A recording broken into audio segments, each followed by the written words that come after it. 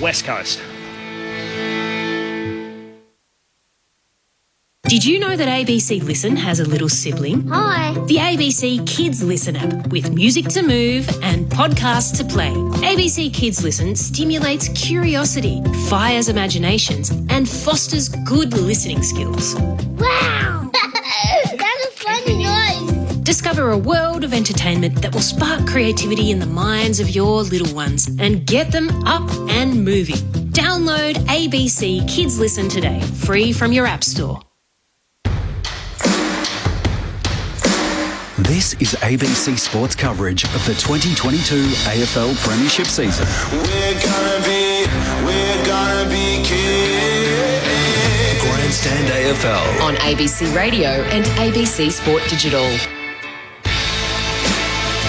On a weekend of remembrance, the importance of the spirit of Anzac shines in today's contest at the Adelaide Oval. Both Port Adelaide and West Coast have faced a disrupted campaign and need to encompass resourcefulness and endurance if they are to stand any chance at overcoming their poor starts to season 2022. The winless power are set to be boosted by the return of their unrelenting bull, Ollie Wines. He had a heart scare a couple of weeks ago, now returns to the side. And for the Eagles, they're set to unveil their 11th debutant of the season, former docker Luke Stranatica. 202 centimetres, the 24-year-old, gets to make his debut in the middle for the Eagles. It's an enticing matchup. It's regularly decided by 10 points or less. Port Adelaide and West Coast on Grandstand AFL. Great to have your company. There has been a late change. Carl Amon comes back into the 22. Miles Bergman is out with illness. The Eagles are as named, so 3 changes for them. West, Stranatica, O'Neill in. The outs include Dixon, Jones, Rotham and Langdon. Meanwhile, for Port Adelaide, as I mentioned, Ollie Wines back into the side alongside Kane Farrell. Their outs include Jackson Mead and Jed McKenzie. Aaron Bryant's with you to call the action this afternoon. Alongside me, as always, is Neil Cross. Welcome back, Crossy. Yeah, not as always, in fact. Yeah, just had a little bit of a bout of COVID, but glad to be over that. Looking forward to this today. It's a last chance saloon, really, for both these clubs as we look through what might unfold this season. Our experts this afternoon. Firstly, we've got a special guest all the way over from the East Coast. AFL Hall of Famer Nathan Burke is with us. Welcome, Burkie. Hello, Aaron, gentlemen. It's great to be here. What a lovely day in Adelaide for an afternoon full of, hopefully, high-class football. Alongside Nathan is Port Magpies Premiership player and coach Stephen Williams. Welcome, Steve. Thanks, Aaron. Yeah, looking forward to it. Two sides that really have underachieved, haven't they, this year? Port terrible in the first half last week, much better in the second half, but can they continue on with that second half today? We'll have to wait and see. That second half was fueled by the injection of younger players like Butters and Rosie into the middle. Today you've got Ollie Wines back in there. Kane Farrell can float around the outside. Carl Amon now gets his spot back. This is arguably the best 22 they've put out this season. Is it going to be enough? Oh, I think it's certainly capable of winning. I loved seeing Butters and Rosie actually. That's what they were drafted to do, go into the middle and play that sort of role, and just an injection of youth, a little bit more leg speed around the contest, I thought made a real difference last week, so hopefully they'll get plenty of time through the midfield today. And Berkey, for the Eagles, they've had a flurry of players throughout the year. Stranatic their 11th debutant of the season, their 41st player used. It's so hard to actually get cohesion in a team normally in AFL footy, and this year they've basically been facing an uphill battle. But they have, and as you mentioned, 11 brand new players, and that word cohesion, it's so important in today's football when you've got team defences and the way you want to move the ball from one end of the ground to the other. If there is an element of that falls apart or there's a hole, teams will exploit it, and I think that's what we've seen from the Eagles. Their effort, you can't question their effort. They're having a crack every game, but it's those sorts of things that enable the team to just score quickly on them every now and again because they don't get the defence right, they don't move the ball predictably from one end of the ground to the other. So to overcome that, they need great games from their great players, and Darling and Kennedy really need to stand up. The guys in the middle, the experienced players, need to carry the load of those younger players. Speaking of those players, Luke Shuey, Tim Kelly, Elliot Yeo managed 18, 16, 15 touches between them last week, so they need to stand up this afternoon after being rushed back in a little bit early last week. The fifth member of our commentary team down on the boundary is Jack Bicketta. Good afternoon, Jack. Good afternoon, Aaron. What a perfect day for football down here. Bright blue skies, a top of 22 degrees currently. There is a bit of a blustery breeze blowing at the moment towards the northern end, the scoreboard end. Luke Shuey from West Coast just won the toss. The Eagles will be kicking with that breeze to the scoreboard end. The starting benches here for the Power, we've got Stan Powell-Pepper, Kane Farrell, Riley Bonner, Willem Drew, Lockie Jones is the sub, while for the Eagles, Xavier O'Neill, Luke Foley, Connor West and the debutant Luke Stranatica, with Zach Langdon the Medi sub. As you've already mentioned, Miles Bergman for the Power is a late out due to illness. That means Carl Amon is back into the starting 22. Great to have your company on ABC Radio and ABC Sport Digital for Grandstand AFL.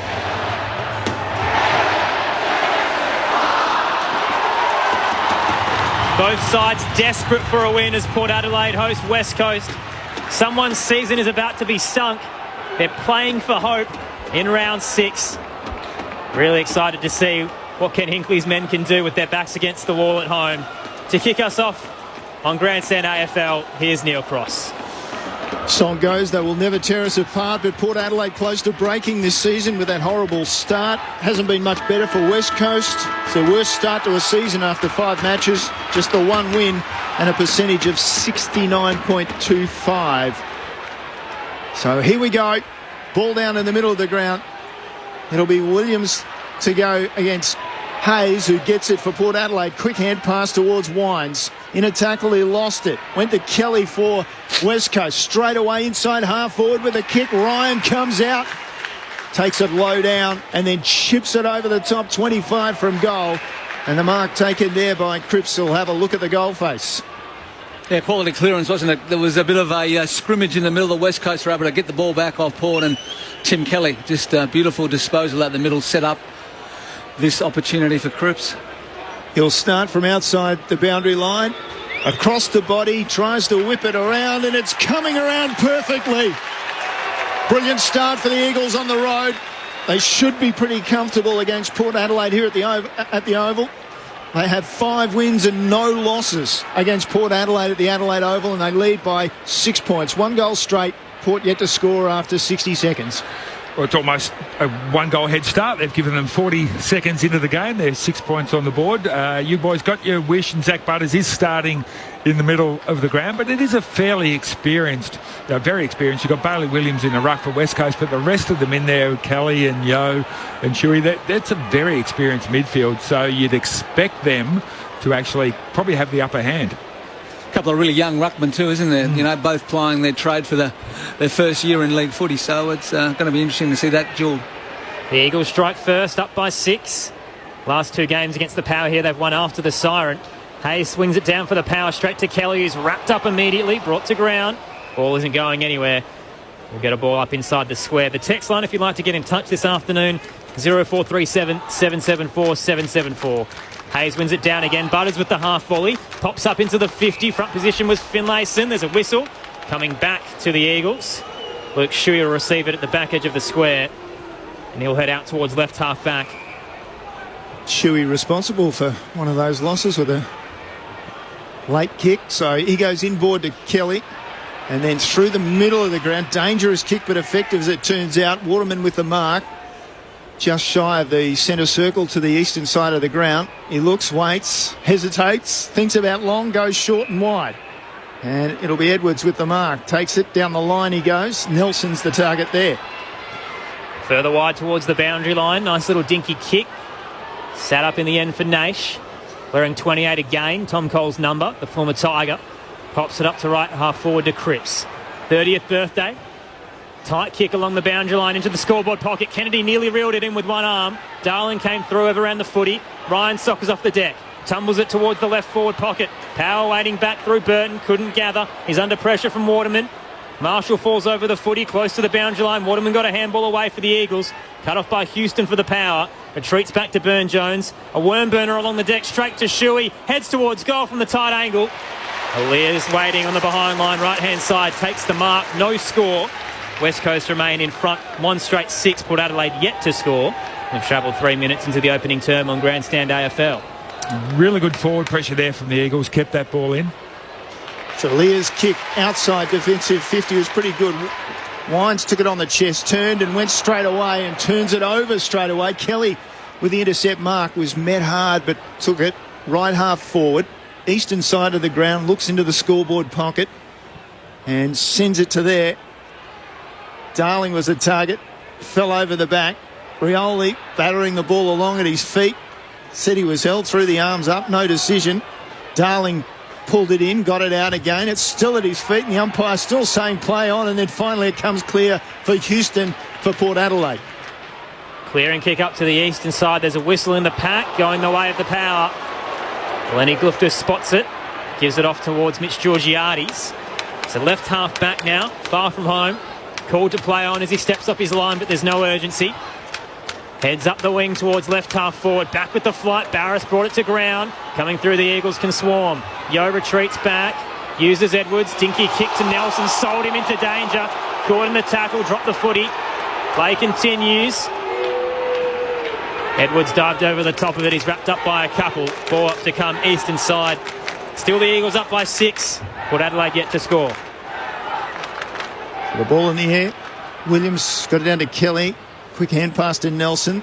West Coast cleared their half-back line. Alir in a battle with Darling, which he won, and then ball came off his chest and across the boundary line. Slightly forward of centre for West Coast out on the eastern side of the ground. The spectators out there, not a huge crowd. Spectators out there bathed in sunshine. And the ball tossed back into play.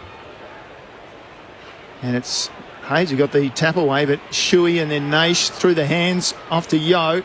High for West Coast, up to the top of the 50. Ryan just knocked it down. Rioli came through, just couldn't take it cleanly, but they forced it 25 from goal. Cripps is taken down in a tackle. And we'll get another stoppage inside forward 50 for West Coast.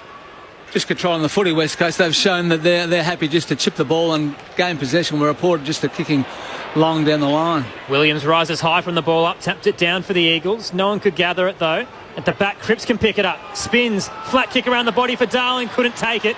Cleary's happy to let it roll towards the behind line and walk it over under pressure. Minor score to West Coast, 1-1-7. We've travelled 5.5, approaching the 6-minute mark of the opening quarter. Port Adelaide yet to score. And they haven't had an inside 50 either, 5-0. Possessions at 25-9 in favour of West Coast. And marks attended too. Houston played on, kicked it outside. Defensive 50 for Port Adelaide. Helicopter almost found Hearn for Port Adelaide. Comes to ground. Burn-Jones clears it away towards the interchange gates. And fortuitously, I think, if it had rolled directly over the line, he might have been in trouble with a free kick, but instead Finlayson came through, knocked it over the line, throw in. The debutant Stranatic has made his way onto the ground. He's heading towards the forward line. Toss back into play. Williams remains in ruck for the Eagles. Wins it against Hayes. Tried to become the rover as well. Overran the footy. Rosie came through but lost it. Whistle on the play. Umpires aren't sure what it really was for. It was the boundary umpire who spotted No, it's the emergency umpire. I think there might have been an interchange offence there. Yeah. Free kick to Port Adelaide regardless. Rosie inbound to Bonner. Marks it just behind the logo centre wing.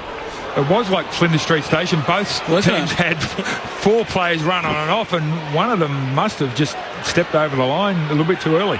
Bonner back to Rosie, still centre wing western side. Now Amon hands it off to the runner. He's got Houston, who was pushed as he kicked it. Rolled along the deck straight to Williams for the Eagles. Gives it to West. Now Kelly can go. Races through the square. Pushed off the roadblock in Burn-Jones. Threw it on the boot. A tumbler into the 50 that Alir can mop up. Gathers, heads through the corridor and out to the eastern side.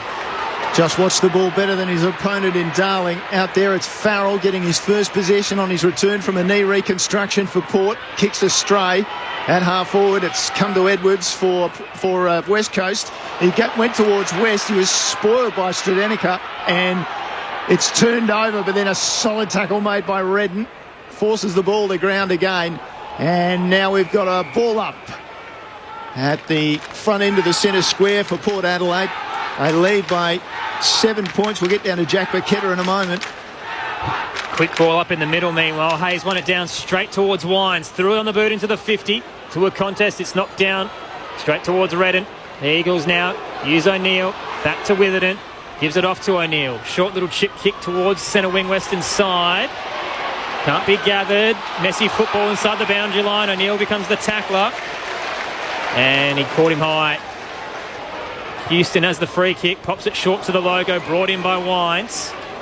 Through centre wing. Jack Burketta, what have you got for us down there? Can confirm it was an interchange infringement down here. Willie Rioli quickly dragged off the field as the Eagles had 19 on. Great to hear some atmosphere down there as well at ground level. Up towards right half forward go the power. Brought to ground by Marshall. Tries to earn the footy close to the line, did well. Handball's back to Houston. Lowered the eyes too low. It was intended for Boak on the 50, cut off by Red, and the Eagles now head through the square. Dangerous kick, but off hands. Kelly can gather. On the bounce, he gives it towards West. Runs through, doesn't have a bounce.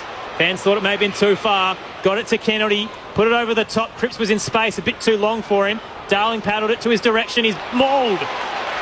Speared down by Aaliyah. Ball up to come inside the attacking 50 for the West Coast Eagles. 1-1-7. The Power yet to score. Hasn't been a great 5 minutes of decision-making, has it, Stephen? So the ball goes in the air, off the ruck, straight down. Yo almost had it. Houston did for Port Adelaide. Immediately nabbed in a tackle, released a hand pass. Darling had it very quickly, lost it. Yo picked it up. He smashed as well, as you were. Let's go for another ball up inside attacking 50 for West Coast. That interchange offence sparked memories of that controversial preliminary final here in the SANFL a few years ago, where for about 8 minutes, one side, North Adelaide, had 19 men on the ground. Williams won it down for the Eagles, but a quick clearance for the Power. Out to the eastern side, Rosie shrugged 2 tacklers. Gives it to Boak. Forward hand pass, Finlayson in space. Kick was a bit low. Caught a touch on the way through. Gray couldn't gather. Nice pick up, though, in the end by Witherden. Threw it on the boots, sat up at centre wing. Port Adelaide have numbers back again. Marshall. Well, the crowd wanted him to go and go quickly. In the end, he holds it up, then goes to Hayes in the middle of the ground, the big ruckman. He shorts it back a little ways to find Cleary. Cleary on centre wing on this broadcast side now goes very wide for Pal Pepper. He marks, takes off, kicks it along inside 50. 2-on-1 favouring the Eagles. And it's Barras, I should say, who knocks it across the boundary line. We'll get a throw in right forward pocket for Port Adelaide. A rare forward 50 entry for Port. They trail by 7 points. They're yet to score after 10 minutes. And really slow, isn't it, once again, going forward, making it really tough. West Coast are getting extras back there, and Port, that final kick inside 50, really struggling with that again. Toss back in. Marshall won it down to Wines. It bounced off his shin towards Barras. Quick clearing kick works brilliantly for the Eagles. Darling beats Aaliyah in the contest. He marks it left half back. Had players down the line, instead decides to go back. Just on the painted defensive 50, uses Duggan. Across the goal face, they'll look for the switch. All the way back to Witherden. He's got his hands out. Doesn't know where to go. No one's leading out for him. Called to play on. Short to Duggan on the bounce. He gathers. Called to play on. He's under pressure from Marshall. Got a handball away. Witherden now in the one-on-one. He's battling with Gray. Flicked a handball out to Duggan. Fans thought it was a throw. Dribbler out of the 50 for the Eagles works well. Redden with the handball to West, but his kick is smothered. Farrell on return from an ACL injury. Nice little shine early. A bit of intensity. Knocks it over for a boundary throw in right half forward for the Power. Down by 7. We've played 12 minutes of the opening quarter on Grandstand AFL. So the ball back into play again. Pal Pepper this time doing the ruck work as the secondary ruckman, giving a break for Hayes. Now the ball on the ground. Redden's dragged it in twice. He was grabbed and the umpire finally said that's holding the ball. Drew doing all the grunt work for Port Adelaide. Right half forward to take the kick. In the shade of the grandstand inboard he goes to Bonner. Just inside the centre square, Bonner looks up.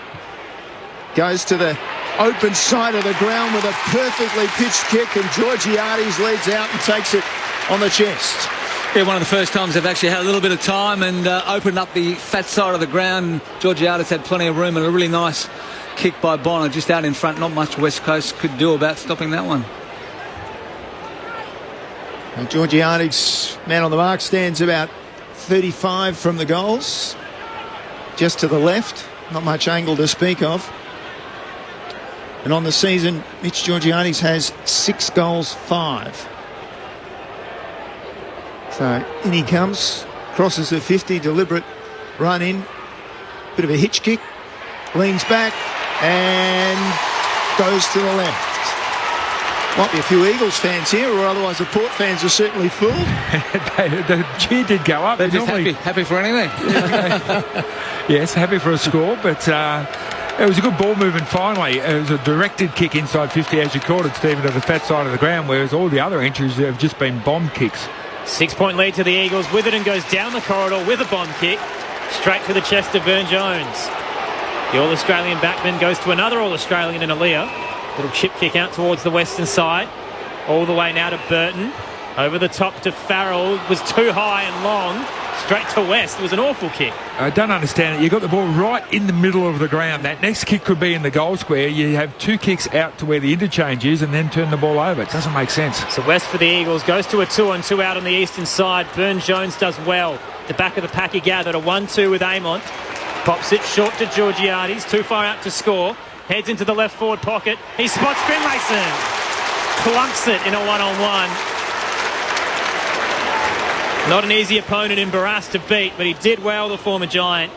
Marks 25 out, 45-degree angle to the left. That's what you want to see from Jeremy Finlayson. He's probably been disappointing in his debuts for Port Adelaide, but that's what you want to see from your tall forwards. A bit of strength, use your body early, open up the space, and now needs to finish. Georgiades missed one that he should have kicked. This has to go through. Hasn't had a great year in front of goals. 1 goal 5 on the scoreboard. Comes in Finlayson on the left, leans back on the kick. This time the crowd definitely knew it was missing. You could hear the groans. Another behind to the power, 2 to their name for the Eagles. 1-1-7. 5-point game at the Adelaide Oval. 15 minutes into the opening quarter as Hearn heads down the western side for West Coast. Good kick down the western side too, and it will be a mark. Yeah, umpire thought about it just for a moment. Stradanica takes it, and inside 50 he goes with the kick. Offhands it comes to the front of the pack in the forward pocket. Amon, who was out, now he's in. Due to some problems with illness for Bergman, moves it down towards centre wing. It's come off Powell Pepper, gave it to Marshall. Quick hand pass out to Georgiades, and then his kick forward, not for the first time in the match, misses the target, and it's turned over to West Coast, who are back ahead of the ball. Finlayson has to work harder then. He was in the middle of the ground, provided no option at all for Georgiades. Had to try and invent something which he's not capable of. Down the line go the Eagles. Off the pack, it bounces towards centre wing, western side. Williams receives a handball. Flat kick up towards left half forward. Diving Amon nearly took it. Did well to paddle it towards the square. West can gather for the Eagles though. Got it to Shuey. Now Hearn heads to a 2-on-2 on the 50. Aaliyah comes across and spoils it towards the boundary line. We toss back into play. 30 metres out from goal. Left forward pocket for West Coast, up by 5 points. Alex Witherden, plenty of footy early. He's got 10. 16.5 gone in the first. 25 around from the goal face. West Coast attacking that scoreboard end, the Adelaide Oval. Stradanica got a hand pass out of there. The umpire spotted a free kick. It'll go to Tom Jonas for Port Adelaide. Quickly into the scoreboard pocket. Finds Cleary against the boundary line. He doesn't exactly run away. He takes a bounce after 2 steps, holds up. Crowd, you can hear the response of the Port fans. You reckon they're frustrated at being 0-5 to start the season? They've had a lot of options, and they just looked at a player, then just whether it's just haven't got the confidence to hit that kick, but they've been really stagnant coming out of their defence. Dumont down the line. Off hands it comes to ground. Waterman with a handball under pressure from Drew.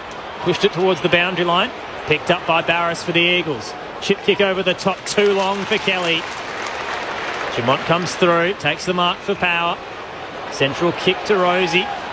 Now looks for the switch out towards the western side. Spots Powell-Pepper in space. Takes the uncontested mark on the logo. Has a run as we can go. Heads up towards the 50. Right forward pocket. It'll sit up on the paint. Georgiades did well to take it. Just a little bit too far out to score, you'd think. He certainly feels that way. Looking for some options, but the 50's been flooded. Georgiades sets it up towards the top of the goal square. In front position, Shuey. Only had eyes for the footy. No one against him. And the Eagles skipper plays on out through the eastern side. Took a bounce, then went short to West. Umpire said he got his hands under the ball just on defensive 50. Eastern side of the ground, West backs up. Gives it off to Witherden by hand, and then Witherden down towards centre wing. He's looking for Darling, goes back and crunched by Port defender and Jonas. Off the pack, Rosie took it. Hand pass back to Cleary, who again stands still and says, well, here's my option. It's a short pass to Bonner. Takes it on centre wing. Inboard he goes, short to Rosie. And again they switch play to this broadcast side. The long leg of Farrell taking the mark.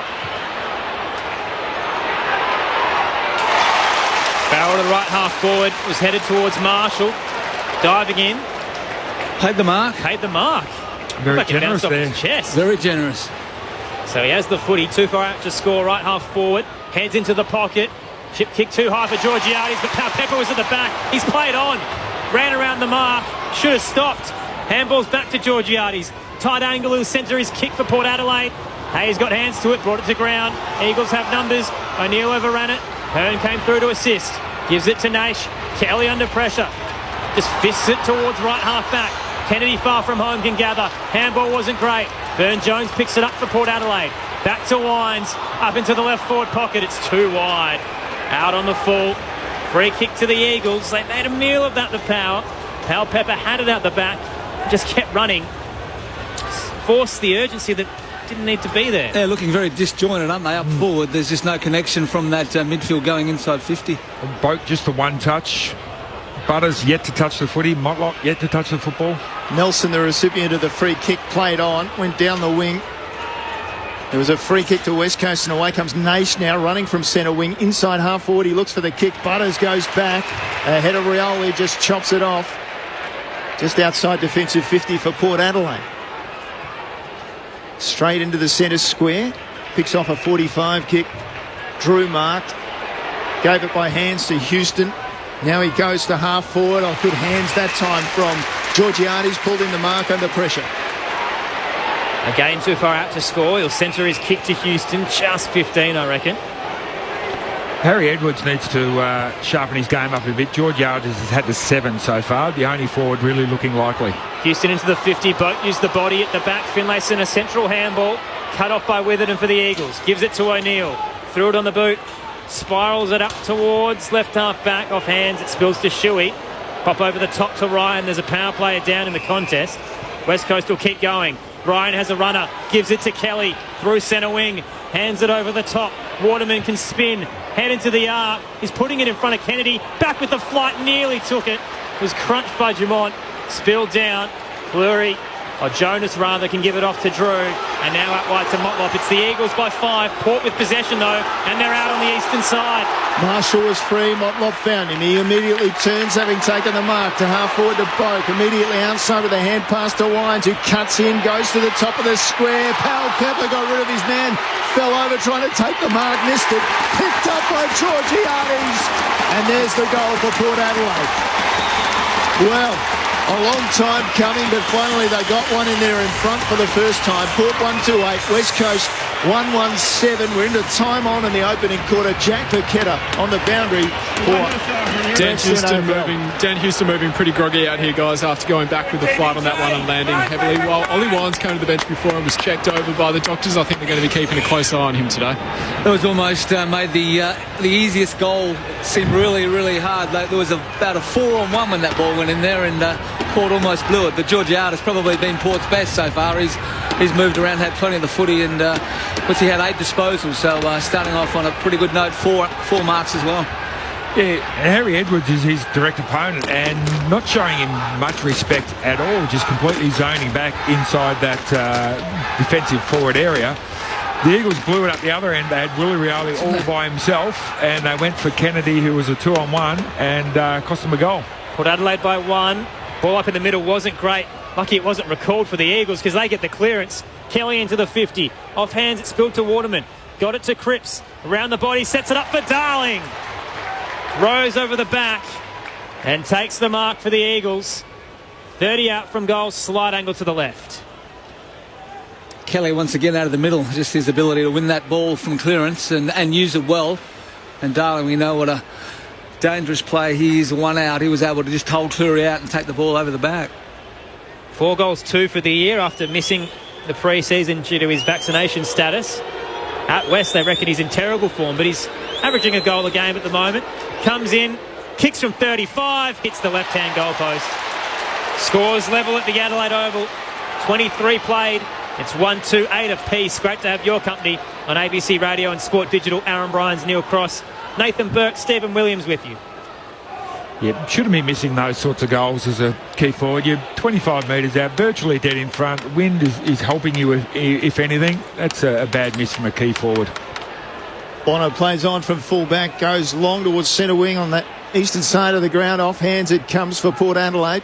Georgiades over the ball. Umpire circling, says give it to me. So, Port Adelaide, scores level, crowd upset. If you're listening across in the West, it hasn't been greatly impressive from West Coast either. So they get the ball off this stoppage, head down towards half forward, and West was across there, but Alea knocked it over the boundary. So it'll be a throw in at right half forward for West Coast. On the text line, Mark's wondering what is the crowd estimate today? Well, the lower levels are full, the hill's full. I reckon we're getting around 30, 28 to 30 maybe, Crossy? Yep. I would think it'd be the high 20s. They've been around that mark for most of the year. Hayes wins it down on the eastern side. The Eagles have numbers, but the bounce doesn't favour them. Boat can pick it up.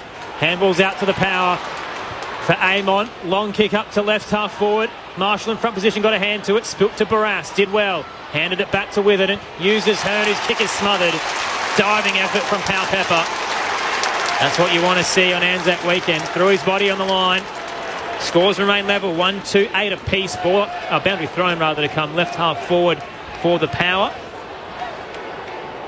It's had a pretty good start of the year, actually, Sam Powell Pepper. Port have been poor, but he's probably been the one player that his energy levels have been pretty high for the whole season. Stranatica and Hayes, the two young ruckmen, go at the ball. West picks it up off the ground, taken down by a couple of Port tacklers. Ball up, remains at right half back for West Coast. Speaking of body on the line, the Badco medal's up for grabs today. Peter Badco medal for a courageous game more than anything. That's the way that Port Adelaide handles that medal on this day. So inside 50 they go again. Amon delivered. It was a bouncing ball over the back. Witherden got a hand pass out in the tackle. Hearn looked like he tried to break through. Umpire said no. Should have been gone. He was taken down by a couple of tacklers, and it looked for all the world he'd had his prior opportunity. Yep. Yeah, they both should have been. The first one should have been holding the ball, and so should that one. Tossed up, 15 out from goal. Hayes paddles it up straight to Barras. Hands it off to Redden. The Eagles head towards the eastern side. Clearing kick out of the 50. Darling couldn't take it. Dropped to his knees. Couldn't bring it in. Bonners caught in a tackle. Could have been high. Doesn't matter. Hands it off to Amon. Flat kick centrally into the 50. Hits Georgiades, who drops the chest mark. Play continues. 15 out from goal. Georgiades dives in, tackles Barras. No excuse for that. That's a chest mark. That's an under 10. Yeah, the sun is pretty low here coming in from the scoreboard end, but there was no excuse for that one. He was in the shade when the ball arrived anyway. So the ball off the ruck contest. And that was not a very impressive opening quarter from either side. If ever you've seen two sides who are desperately out of form, then that's what we've seen this afternoon. Scores level at quarter time. Port Adelaide 1-2-8, West Coast 1-2-8. There's a reason why both these sides are down the bottom end of the ladder at the moment, Crossy, but still it's a tight game. We'll take it. 1-2-8 apiece. The goal scorers, well, one for each for either side. For West Coast, it was Jamie Cripps on his 30th birthday to open proceedings. Mitch Georgiades answering back in the 21st minute of that opening quarter. Great to have your company for Anzac weekend on ABC Radio and ABC Sport Digital. This is Grandstand AFL. ABC, your trusted source of accurate and timely emergency information. We've had the ABC on basically all afternoon listening. There's so much going on. Getting news is a priority. Well, I'm a fan of the ABC. It must be love, love, love. I listen to the ABC every day. I'm extremely grateful. ABC Radio, reliable source for information. On radio, on the ABC Listen app and the ABC Emergency website. It must be love, love, love. ABC, stay connected. The 2022 AFL Premiership season. Grandstand AFL. On ABC Radio and ABC Sport Digital.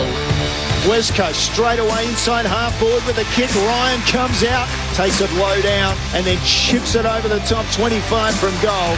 And the mark taken there by Cripps. He'll have a look at the goal face. He'll start from outside the boundary line, across the body, tries to whip it around, and it's coming around perfectly.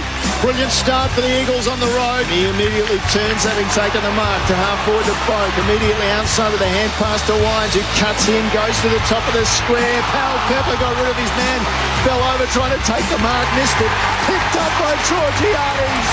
And there's the goal for Port Adelaide. This is the 2022 AFL Premiership season. On ABC Radio and ABC Sport Digital. Just the 2 goals in the opening quarter at the Adelaide Oval. Scores are level between Port Adelaide and West Coast. 1-2-8 apiece. Great to have your company on ABC Radio and ABC Sport Digital. Aaron Bryans, Neil Cross, Nathan Burke, Stephen Williams and Jack Paquetta with you this afternoon. Earlier today, Adelaide defeating the Western Bulldogs by a point at Ballarat. What a thriller that was. Major scalp for the Crows. Taylor Walker had 3 goals. He also got 1 vote in the ABC Footballer of the Year. Josh Dunkley had 28 disposals. He got 2 votes. Riley O'Brien had the 3 votes in the ABC Footballer of the Year. But Adelaide will take the win. I think they're 3-3 now to start the season, which is a great record for a team that's rebuilding, and they're just outside the 8 at the moment on percentage. At the moment, though, we're looking at 2 teams stuck in the bottom 4, both desperate for a win. West Coast have 1 so far this season, Port Adelaide 0 and 5. Neither have really shown that urgency at the moment, Berkey and Stephen. Well, they've sort of shown urgency, but they've just shown a lack of confidence in the way that they play. Neither side's willing to actually open up the game because they're turning the ball over and they don't want to be hurt on the way back. So we saw West Coast kick their first goal within 40 seconds and they couldn't get another one for the rest of the quarter, and Port had 2 or 3 opportunities, and finally Georgiadis snapped a goal. So it's been a struggling, pretty scrappy game so far, Berkey. It certainly has, Steve. It's been an ugly game of football, to be totally honest. There's nothing between the teams when you look at the stats. Possessions 93-91, contested possessions 31-33, inside 50s 12-10. The only probably difference is West Coast are winning the clearances 10-6, and Tim Kelly's doing a really good job there. Uncontested marks 33-19 in favour of Port.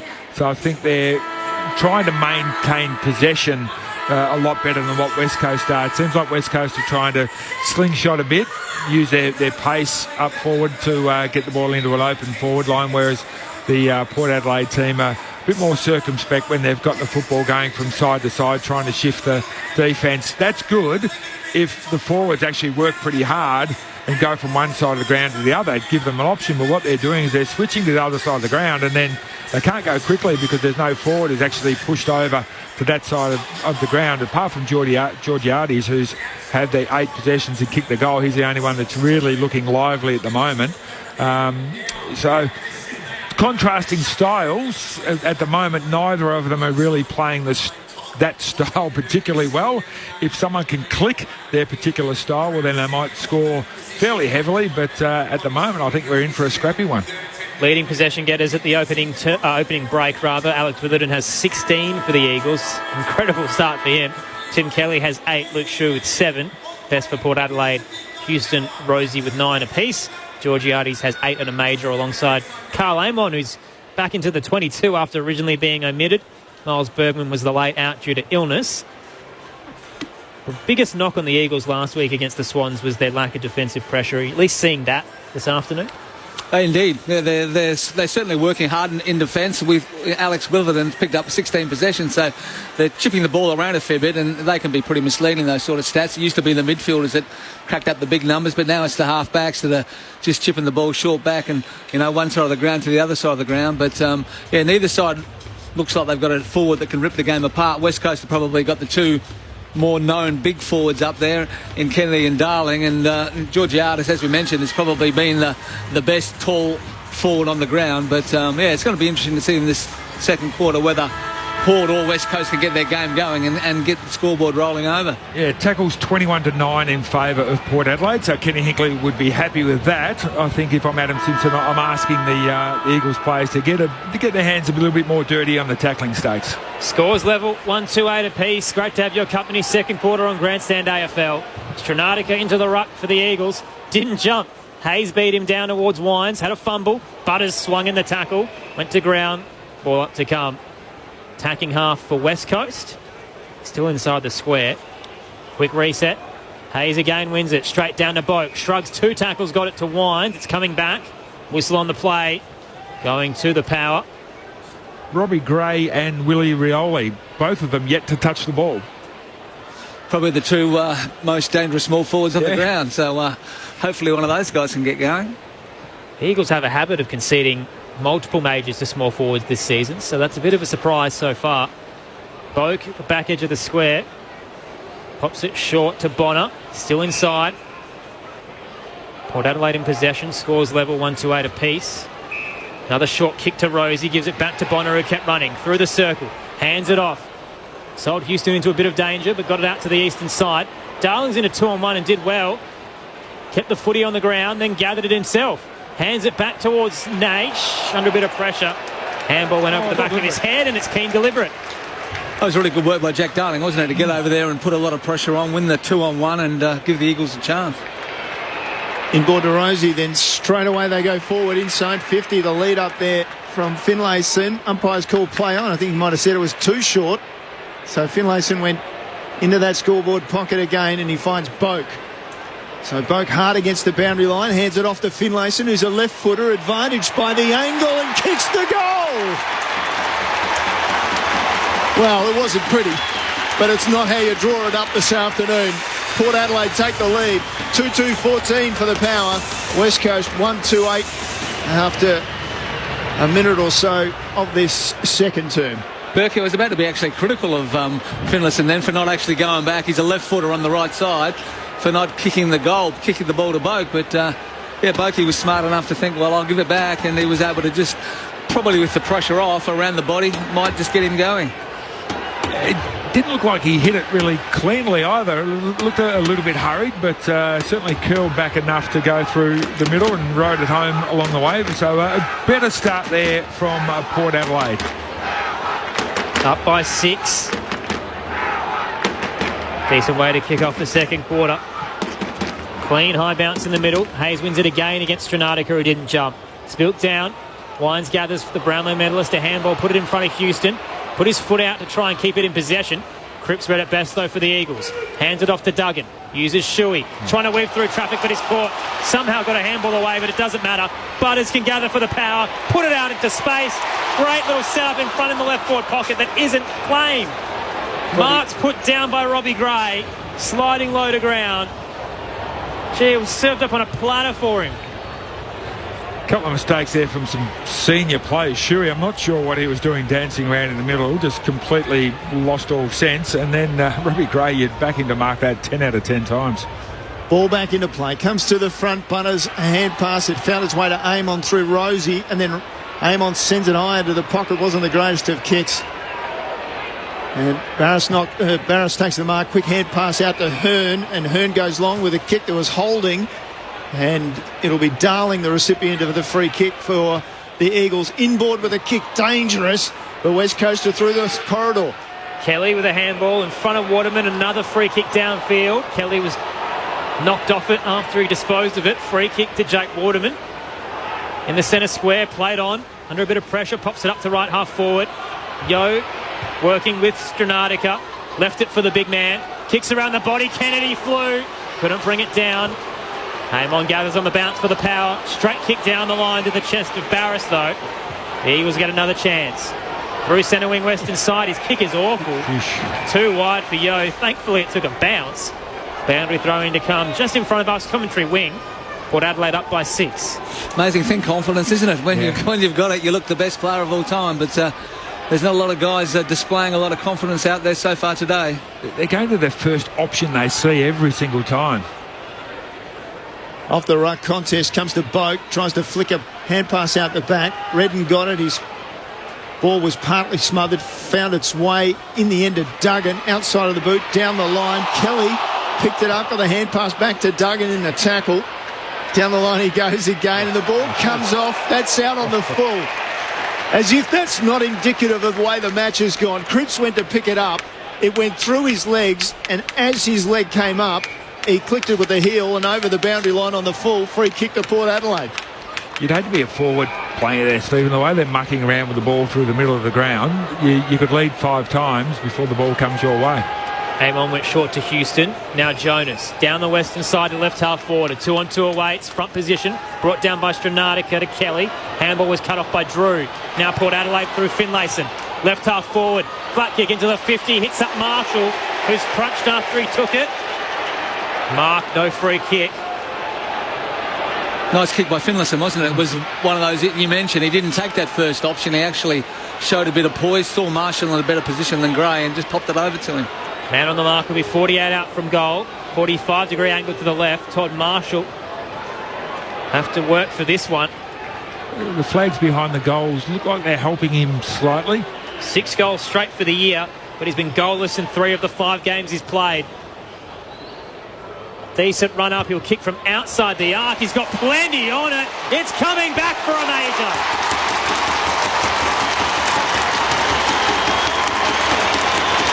Again, players come from everywhere to support Todd Marshall. He's had his ups and downs in season 2022, but that is a confidence lifter. Port up by 12. 3-2-20 plays 1-2-8. We've travelled 6.5 in the second quarter on Grandstand AFL. Your experts Nathan Burke and Stephen Williams. He did that rather easily in the end, didn't he, Stephen? He did, yeah. Look, as you mentioned, there's a little bit of breeze. Just put it out to that right-hand goal post and it'd come back beautifully. So, the first back-to-back goals in the match. So let's hope we can get a little bit of flow going in the play now. The players start to settle down and use the ball a bit better. West Coast only going 63% by foot kicking efficiency, which is not good. And if Port Adelaide can turn that ball over in some really dangerous spots and get the ball inside 50, they should be able to score heavily if they continue coughing the footy up like that. Ball in the middle. Off the ruck contest. Fell for Rosie. Gets a foot to the ball. Goes long, deep inside 50. Edwards there for West Coast. Knocked it away. Come to Finlayson. He was run off the ball. It's still bobbling around. Finlayson picks it up. Hand passes back to Gray. Foot to ball. Quick foot to ball. Quick goal for Port Adelaide. They've struck some form and a 3-goal lead. Port Adelaide 4-2-26. West Coast 1-2-8, 7.5 gone in the second term on Grandstand AFL. Just that ability to get the ball up the middle, get it down there quickly. It's 6-on-6. Connor Rosie's been the player. He's had game high for Port Adelaide, 13 possessions, and just his ability with that speed to get away from the West Coast opponent, get the ball in there quickly, and then all of a sudden there's a bit of space to work with. He's had 3 clearances now, and clearances for this quarter 4-1 in favour of Port Adelaide, so he's playing a big role there in the middle. We had a text just after quarter time that said, I hope Port Adelaide can turn this around. It's one thing to have tarps covering the seats at Footy Park. It would be heartbreaking at the Adelaide Oval. Well, we've certainly ramped them up and put a rocket under them because they've kicked 3 unanswered goals to start the second term. 18-point lead. Hayes wins it down. There's a push in the ruck contest. Free kick to the power, and they'll take the advantage. Drew into the 50. Rise from Georgiades. He's caught behind. Barras did brilliantly to stay in front and take the intercept mark. The Eagles in defensive 50. Barras and Witherden, some of their better players. Out to the eastern side he goes. Sitting in the hole, though, Houston. Unopposed, takes the intercept mark. He's backing on the logo, eastern side. Houston drops it in short and wide to Boak. Boak with the mark. Backing up, shading against the sun. Inside forward 50 to the scoreboard pocket, and Barras again. Looked like he had it. Umpire called play on. Now it's in dispute on the ground, bobbling around. A lot of players in there. Shoots out. I don't think that was a hand pass. It was just knocked out. Outside defensive 50. Port Adelaide share it through the hands. It comes back to Amon from Bonner. He goes to the top of the goal square. Gray got rid of Witherden came back. Barras picked up the ball, kicked it into the scoreboard. Defensive pocket again for West Coast and across the boundary line for the throw-in. Nervous times there for Witherden, isn't it? One-on-one with Robbie Grant in the goal square. Looked like he might have had some hands on him, but the umpire played it on. Had 16 in the opening quarter, Witherden, yet to touch it in the second. Tossed in, scoreboard pocket for the power. Tapped down by Stranatica. Went straight to Drew. Handed off to Gray. Brought down by Redden. Quick clearance for the Eagles. Up to left half back. Front position. Mark wasn't taken by Marshall, but it spilt to Houston.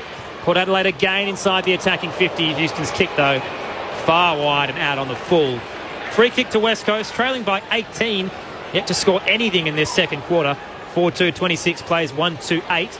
10 gone. West Coast haven't won a second quarter thus far this season, and they don't look like winning this one. Foley takes the free kick. Kicks long, packed forms. West came through, slipped out a hand pass to Kelly. He falls over, gives it to Williams. Still support. Stradanica gets it out wide, and Naish sends it forward again, and edging his man under the ball for the mark.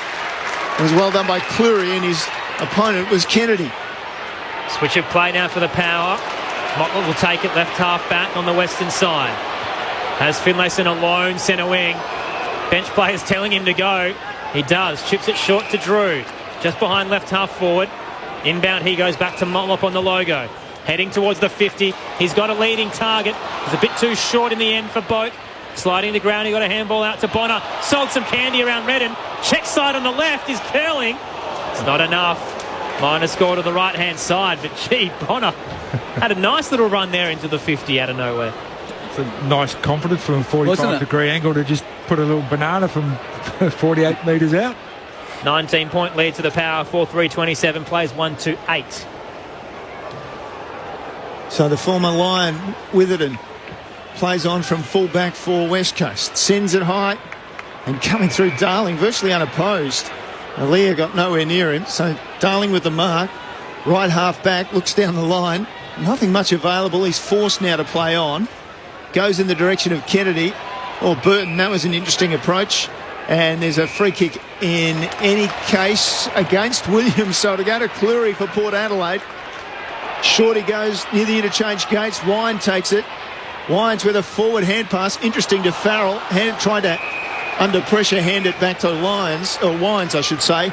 And it came off his feet straight across the boundary line. So a little bit of delightful play, followed by, again, some pretty ordinary stuff. Yeah, at least they're trying to set things up, aren't they? Rather than just blast the ball from 90 out, shallow 50 entries. At least he's trying to get some link up into the play. Toss back in left half forward for the Power. Bounced over Pepper Wines, spun in the tackle, but got boot to ball to the top of the goal square. Spoiled down. Georgiades head over the football. Got a handball away, wasn't clean. West Coast mop it up. Edwards gave it to Hearn, who kicked straight to Farrell. Wasn't 15. On the tight angle, he'll go for home. Welcome back, Kane Farrell. That's the magic they've been missing. 4 straight goals for the Power in the second term. They're out to a 25-point lead. 5-3-33 plays 1-2-8. 13 gone in the second on Grandstand AFL. Yeah, well, probably the best kick in the Port Adelaide squad, Kane Farrell. So he missed, I think, 9 months with that knee reconstruction. But, yeah, you're not going to kick better than that, Berkey. That was beautiful, wasn't it? No, just beautiful. And slight wind just took it straight through the middle.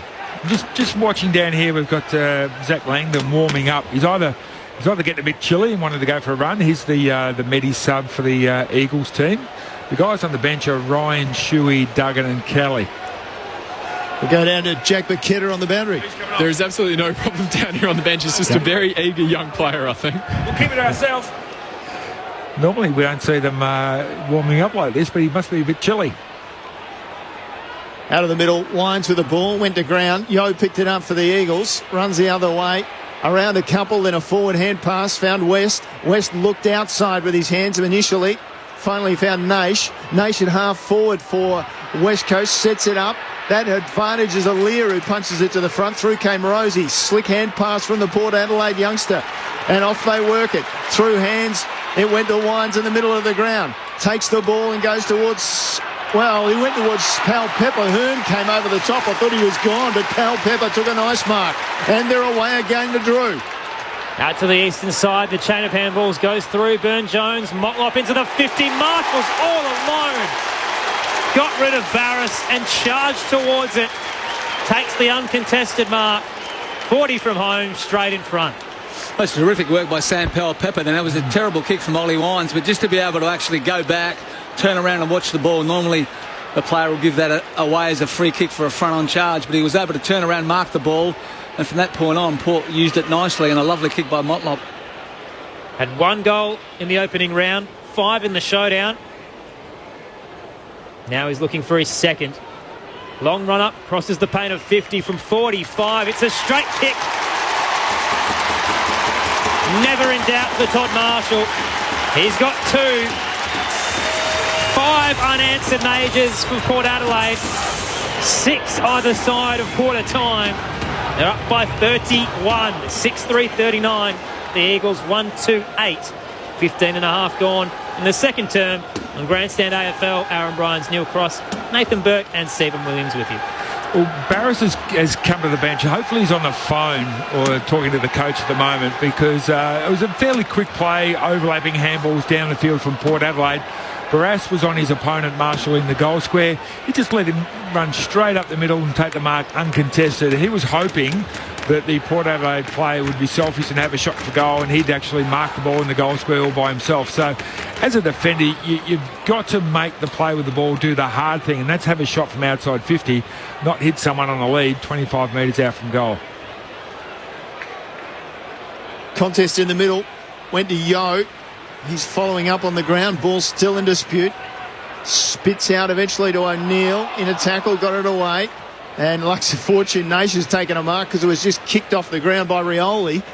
So front end of the centre square for West Coast. Naish goes wide and short. And Duggan with the mark out there on the eastern side of the ground. Plays on now. Off his left foot, goes high and long. Kennedy is mobbed by a couple of Port players. Ball comes off the hands to the front. And Cripps is again mobbed, and we'll get a ball up. And it's about 30 out from the goal face. And a rare forward foray for the Eagles in this second term. Just the two disposals for Kennedy. Hayes wins it down for the power straight to Aaliyah. Clearing kick up the eastern side. Finlayson was in front position against Hearn, just had to throw a fist at it. Boundary throw in to come. Left half forward for the Eagles. Yet to score in this second term. Eagles have got Land of the Giants inside their forward 50. They've got Kennedy, Darling and Williams, but none of them look like taking a contested mark or even getting a free kick for a mark at the moment, which is a pretty easy thing to do. Toss back in. Hayes again beats Stranatica. Bouncing ball towards Duggan for the Eagles. Can't gather. Wines can. The power now. A handball back to Rosie. Forward to Boat. Weaving through a couple of targets. Then kicks up to right half forward. Finlayson kept going. He marks, hands it off to Rosie, runs into the 50, sets it up towards the top of the goal square. Marshall with one hand. Plays on and curls it through for his third. Absolutely ripping form this evening for Todd Marshall. He can be hot and cold, but tonight, gee, he's surging.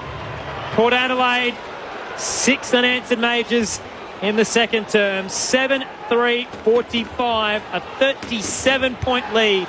West Coast 1-2-8. Difference in this quarter, isn't it? Port were able to get the ball moving quickly. The first quarter was just across the ground, stagnant footy, but it's been play on at all costs, get the ball to the runner and get it into the forward half quickly. And Marshall was always going to be tougher with it in. Well undersized, but a nice one-hander and a pretty nonchalant goal around the body. Yeah, they're getting that player forward of the ball, Port Adelaide, getting the ball over congestion to that player and far more effective forward entries that actually benefit their key forwards rather than just bombing them like they were in that first quarter. Stranatica had the knockdown in the middle for West Coast, but Wines picks it up for Port Adelaide. Heads towards the eastern side. Was a great hand pass. Houston dragged it ground, knocked it out. Boak sent a hand pass wide, picked up by Burn Jones. Slipped the ball along the boundary line. Duggan takes it, blind turn, turns out towards the boundary and then goes down the line where Houston knocks it over the line for Port Adelaide ahead of Rioli, who was the target of the kick. So we get a throw in out there on that eastern side of the ground. Pretty much the whole ground now in what is a twilight game, now covered in shade. Port by 37. Hayes wins it down again. Went through the hands of Yo for the Eagles. Hayes can gather. Hands it off. Swung in the tackle. Wines got it to Burn Jones. Put it in front of Drew. Dove in. Took out the knees of Duggan. That's a free kick to the tough Eagles. one, that one, isn't it? He sort of got more his hip, wasn't it? It wasn't low in the legs. Huge concerns on the eastern side as well. A trainer's got a player in his hands and a couple of hands in the air as well. We'll let you know who that is very shortly as the Eagles go inside 50 and hit Kelly. He marks tight angle on the left. 35 out from goal. I think it's Elliot Yo. Doesn't look good. Head in his hand. He's laying on his back on the eastern side. Yeah, umpire's being told by Shuey. Meanwhile, Tim Kelly starting his run-up. Crosses the paint of 50. Needs to make this work for the Eagles and sprays it across the right-hand side. Miners score their first score of the second term. 36-point deficit. Good news for Eagles fans. Yo's back on his feet. Trainers are escorting him off at the moment. Port Adelaide wasting little time. They've kicked it straight to him. Well, in that direction anyway. From the kick in, off hands it comes. on the ground. Shuey's ended up with the ball with it and just knocked it out. Shuey forced his way through, got a hand pass out just as the umpire said, give it to me. So virtually in the middle of the ground, and we've got a blood rule now. And Shuey in that tackle, it looks like it might have been a stray elbow, has copped Todd Marshall, and he is bloodied in a big way across his face. Looks like he's got a nick under the eye. So he's coming from the ground and everything stops and pauses for a moment or two. Jack McKenna, it looked like that was fairly messy.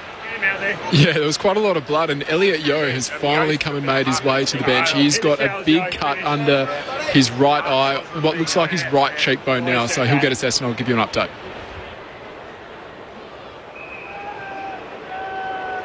Ball not going anywhere in the middle, so we'll get a reset. The Power by 36. Tossed up, Hayes in front position, won it down. Free kick in the contest for a push. It's going to Butters. Has it in the centre circle.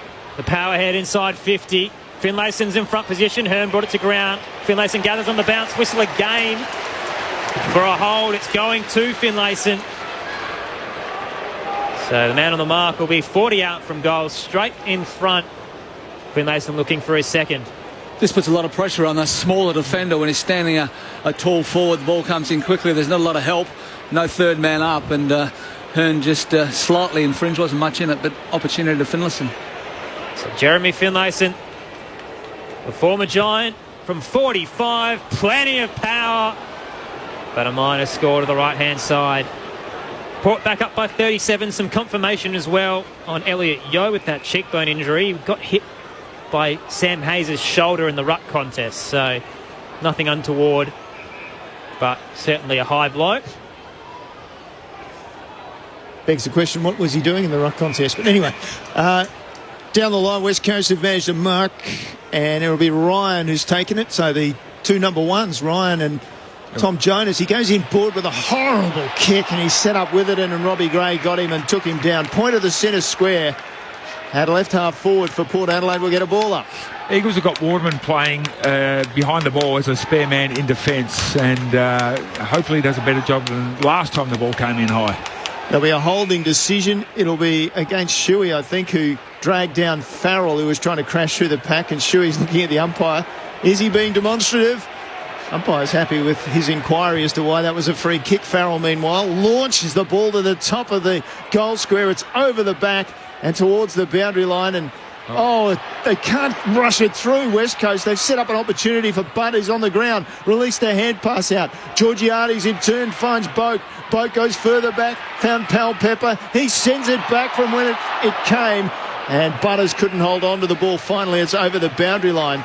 But Butters here remains down. He might have got one across the solar plexus there, I reckon. He's slow to get up, but the ball will be thrown in beside the behind post in that scoreboard pocket. The Powers attacking 50, up by 37. Toss back in. Hayes in front position again, wins it down. Got it to Pal Pepper, lost it in the air. Under pressure, Gray got a handball out straight to Kelly. Clear and kick for the Eagles was an errant one. Didn't have a target in mind, and sliding through, Jonas intercepts. Central kick to Bonner, just inside the square. Heads to the left forward pocket. Drew's in space. Marks 45 out, tight angle to the left. There's a couple of leads. Doesn't want to use them. Willem Drew instead. Thinking about going back for the major. There he goes, pops it short. And finally one of the leads comes fruitful. He'll find Carl Amon. I was just about to say the Eagles have got 17 players inside their defensive 50 with Liam Ryan at 51 metres. So they've got 18 players in front of the football, and they still allow Amon, who's a long kick of the football, to lead up 40 metres out. Disgraceful. 1 goal, 7 for the year. This one's coming back in the breeze. 15 touches last week, omitted from the 22. The coach said he was down on form, but tonight he's got a major, and the boys get around him as well. The 8th goal for the Power. 8-4-52. West Coast 139 to Time on in the second on Grandstand AFL. Just thought it was a really smart play also by Willem Drew. He could have probably had a crack and probably would have kicked the ball on the line and it would have got just forced through for a behind. So just took his time, took his full 30 seconds, waited. Carl Amon was able to get some space and a really easy opportunity for Amon, and he finished. Jack Paqueta on the boundary. The Eagles look to have pulled the trigger. Zach Langdon has the warm-up vest off. He looks to be coming into the game. Elliot Yeo still in the hands of the doctors, not looking good with that right cheekbone concussion issue. Just quickly, West Coast averaging or giving away 26.6 scoring shots a game to their opposition, and they're well on course again in this match. Out of the middle, Rosie to Wines, who put a step on two players and then sent it long, and Barris looked like he'd taken the mark. No, picked up by Redden. He's dragged down West Coast in a lot of trouble again. Umpire says give it to me. Left forward pocket for Port Adelaide. They have blown this out to a game high 43-point margin. It's interesting, any other year they'd be holding the ball, and they actually said this year that they were going to be harder on the holding the balls, but I think they've actually gone the other way. In the ruck contest, it spilled down to Shuey, kicked around the body, looking for O'Neill, through his hands. Bouncing ball to right half back for the Eagles. West couldn't pick it up. The power dive in. Boat got it out towards Aaliyah, had a fumble, and it carries over the boundary line. Left half forward for the power, right half back for the Eagles. Port kicking to the northern end. They've taken advantage if there is a breeze out there, because West Coast haven't kicked a major in this term, and after being level at quarter time, they're up by 43. Ball back into play. Hayes took it out of the ruck, dribbled the ball inside forward 50. Duggan picked it up. Interesting hand pass by Redden, got it away to Kelly for West Coast. He goes out to the eastern side. Cripps makes his way to the ball, got a bad bounce away from him. Picked up by Farrell. Long left foot kick. Looks for Gray. Nelson was his master that time. Scoreboard pocket, ball out of bounds. Got some power in that leg, hasn't he? When he unloads with it, that got there really quickly, probably 60-metre kick, but terrific defending by Nelson. Tim Kelly's got to hit that kick. If he hits that kick with they're grip, away, aren't they? The ball's inside Eagles forward 50. Now it's deep in their defence. The voices of Stephen Williams and Nathan Burke from the ruck contest. The Eagles gain possession. O'Neill pushed as he kicked it up towards half back. Brought to ground by Houston. Straight to Dumont. Got it to Farrell. The power taking their time in the square now. Burton pierces it over the head of Wines. He becomes the tackler on Hearn. Wrapped him up. Ball comes free. Play on. Clearing kick for the Eagles. O'Neill again. Bouncing ball to the western side. Port Adelaide have numbers. Burne-Jones took it, immediately tackled, hand passed it as it turns out, turned it over to Duggan, who was immediately claimed by Amon in a tackle. Will get a ball up. Port Adelaide fans not happy with their own side initially, but now they're warming to the occasion with a 43-point lead under the belt for Port Adelaide. A mark there by Pal Pepper, who was alert to the ball being scrubbed out of the pack. So he's got a mark just outside attacking 50. Now he decides to play on. Sends the ball high, right out in front of the goal face. Off hands it comes. West Coast will clear it away through Williams. Hearn diving in, or Shuey diving in, couldn't take the mark. Now here's Hearn coming off half back on. The skipper sends it out on the full. You know things are going bad when one of the best kicks in the competition puts the ball out on the full. Burton takes the free kick, central kick, hits Hayes, has a runner, uses Houston, goes bang from 60 for the power. Hits the left-hand goalpost. It was flat, but it had so much power and carry. Minor score, Port by 44. Just confirming, Elliot Yeo subbed out of the game. Zach Langdon is in. The cheekbone / possible concussion issue for the West Coast Eagles midfielder. Inside 50s, 20-5. For the quarter or the game? For the quarter. I was going to say West Coast did have a few in the first quarter. Not this one, though. So Hearn plays on from full back, goes long. Houston intercepts. Mark taken. Sends it straight back to centre half forward. The mark taken there by Dumont, and then inside forward 50 he finds easily low down Pal Pepper. So he's going to have a look at the goals from about 45 out. Just keeping the ball, aren't they, inside their forward 50, Port Adelaide. Just repeat entries, putting a lot of pressure. As Berkey mentioned, West Coast have got basically the whole team, the whole 18 players in Port's defensive half. But just smart ball use. They're finding some holes amongst those players. Just his 8th disposal coming up for Sam Pal Pepper this afternoon. And he has 6 goals, 4 across the season. Make that... No, he's still got 6 goals, 4. He's sent it out on the full. So he missed everything. Turnover. And a 44, I won't exaggerate for those Eagles fans, 44-point margin in favour of Port Adelaide close to half-time. Yes, Neil, you're very kind. 30 minutes gone in the second. West Coast clear it out towards the eastern side. Ryan gets an early rise, may have been pushed out of it. Spills to ground. West Coast again with numbers. Tackle up too high laid by Jonas. Bit of afters as well. Free kick to West Coast, Luke Shuey. Central kick across half-back, hits Hearn. We've got 90 seconds to try and conjure some sort of a goal. Waterman now at right half-back, retreats to defensive 50 again to Hearn. Finally down the corridor, hits Kelly, and they go. Has a runner. Uses Foley. Witherden rather, out towards the eastern side. Hits Naish. Forward of centre wing. The former Tiger. Running out of time, needs to go long. Heads into the left forward pocket. Darling awaits, pushed out of Aaliyah. Gathered at the back. Check side dribbler across the ground, and it's through for a minor score on the right-hand side. That's the worst thing you could do if you're Jack Darling and being questioned by the fan base. Out at the back, could have rolled into goal, and instead went for a fancy dribbler and misses. 43-point deficit to the Eagles, late stages of the second. Houston plays on from the kick-in and goes long on that eastern side. Contest off the ball.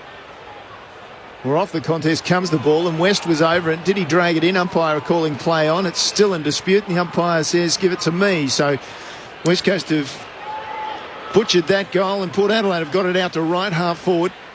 Closing stages. It's been a great quarter for Port Adelaide fans. West off the pack this time for West Coast. Sends it high and long. Picked up by Houston. Aaliyah stays down on the ground. We'll have a look at that in a moment. Houston clears out to the eastern side. Rosie now picks it up down the line for Port. Duggan comes across. Couldn't take the mark. Kelly over it. He's tackled. Releases a hand pass back to West. He's crunched for about the 4th time in the last 50 or 60 seconds. And now we'll get a ball up. No, it's a sling. Up. Dangerous tackle, he called it. Yep, sling tackle. Aaliyah, meanwhile, looks like he's coming off the ground. Right ankle. Syndesmosis earlier in the year. He's very proppy.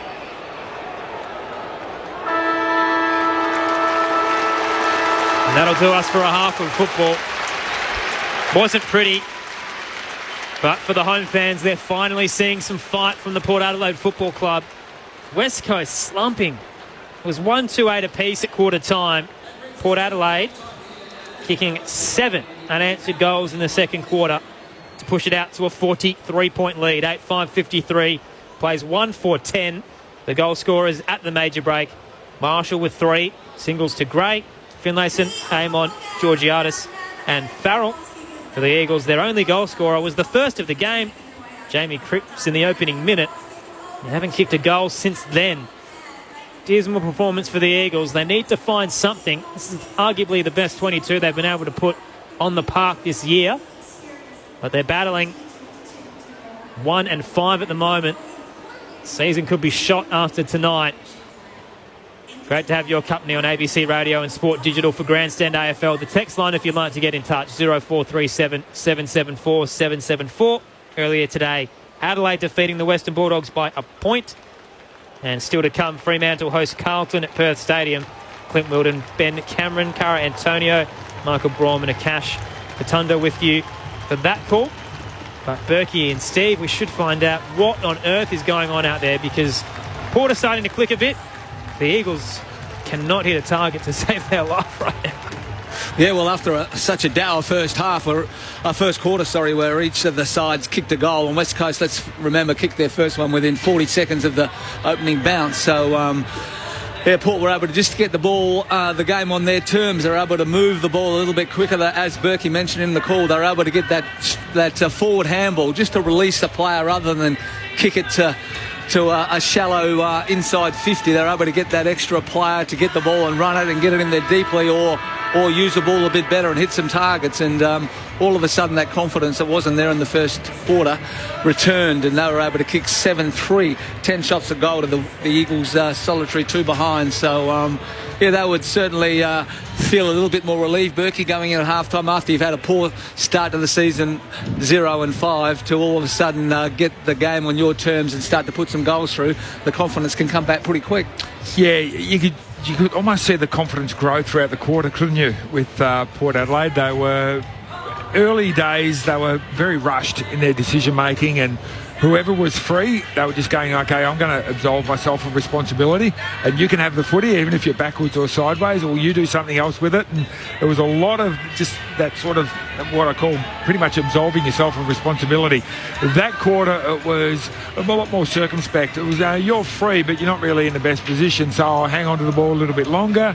I'll wait for something to unfold, and with the Eagles playing their defence really, really poorly, something inevitably did unfold, and they got players in better positions and had shots of goal from better spots. So that was a great play by Port Adelaide, but it was allowed to be played that way by the Eagles, who I think defensively are really, really poor. They only had the 20 tackles up to this point of the game.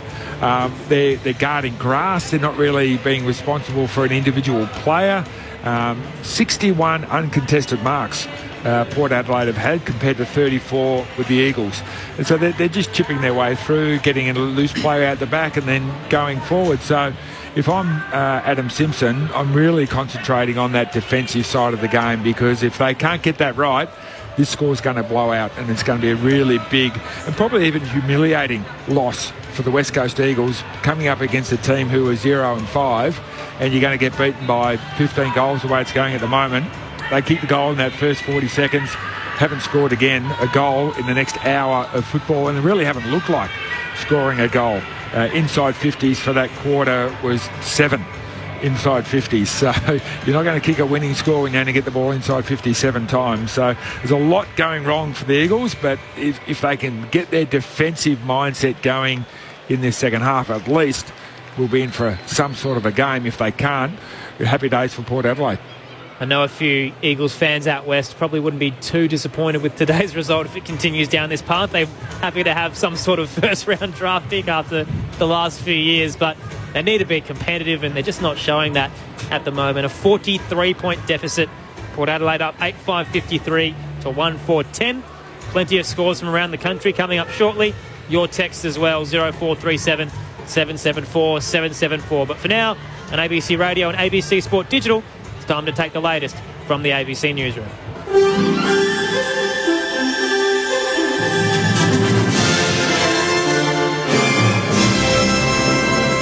ABC News with Satyam Weinstein. The federal government is welcoming news the United States is planning to open an embassy in the Solomon Islands earlier than planned.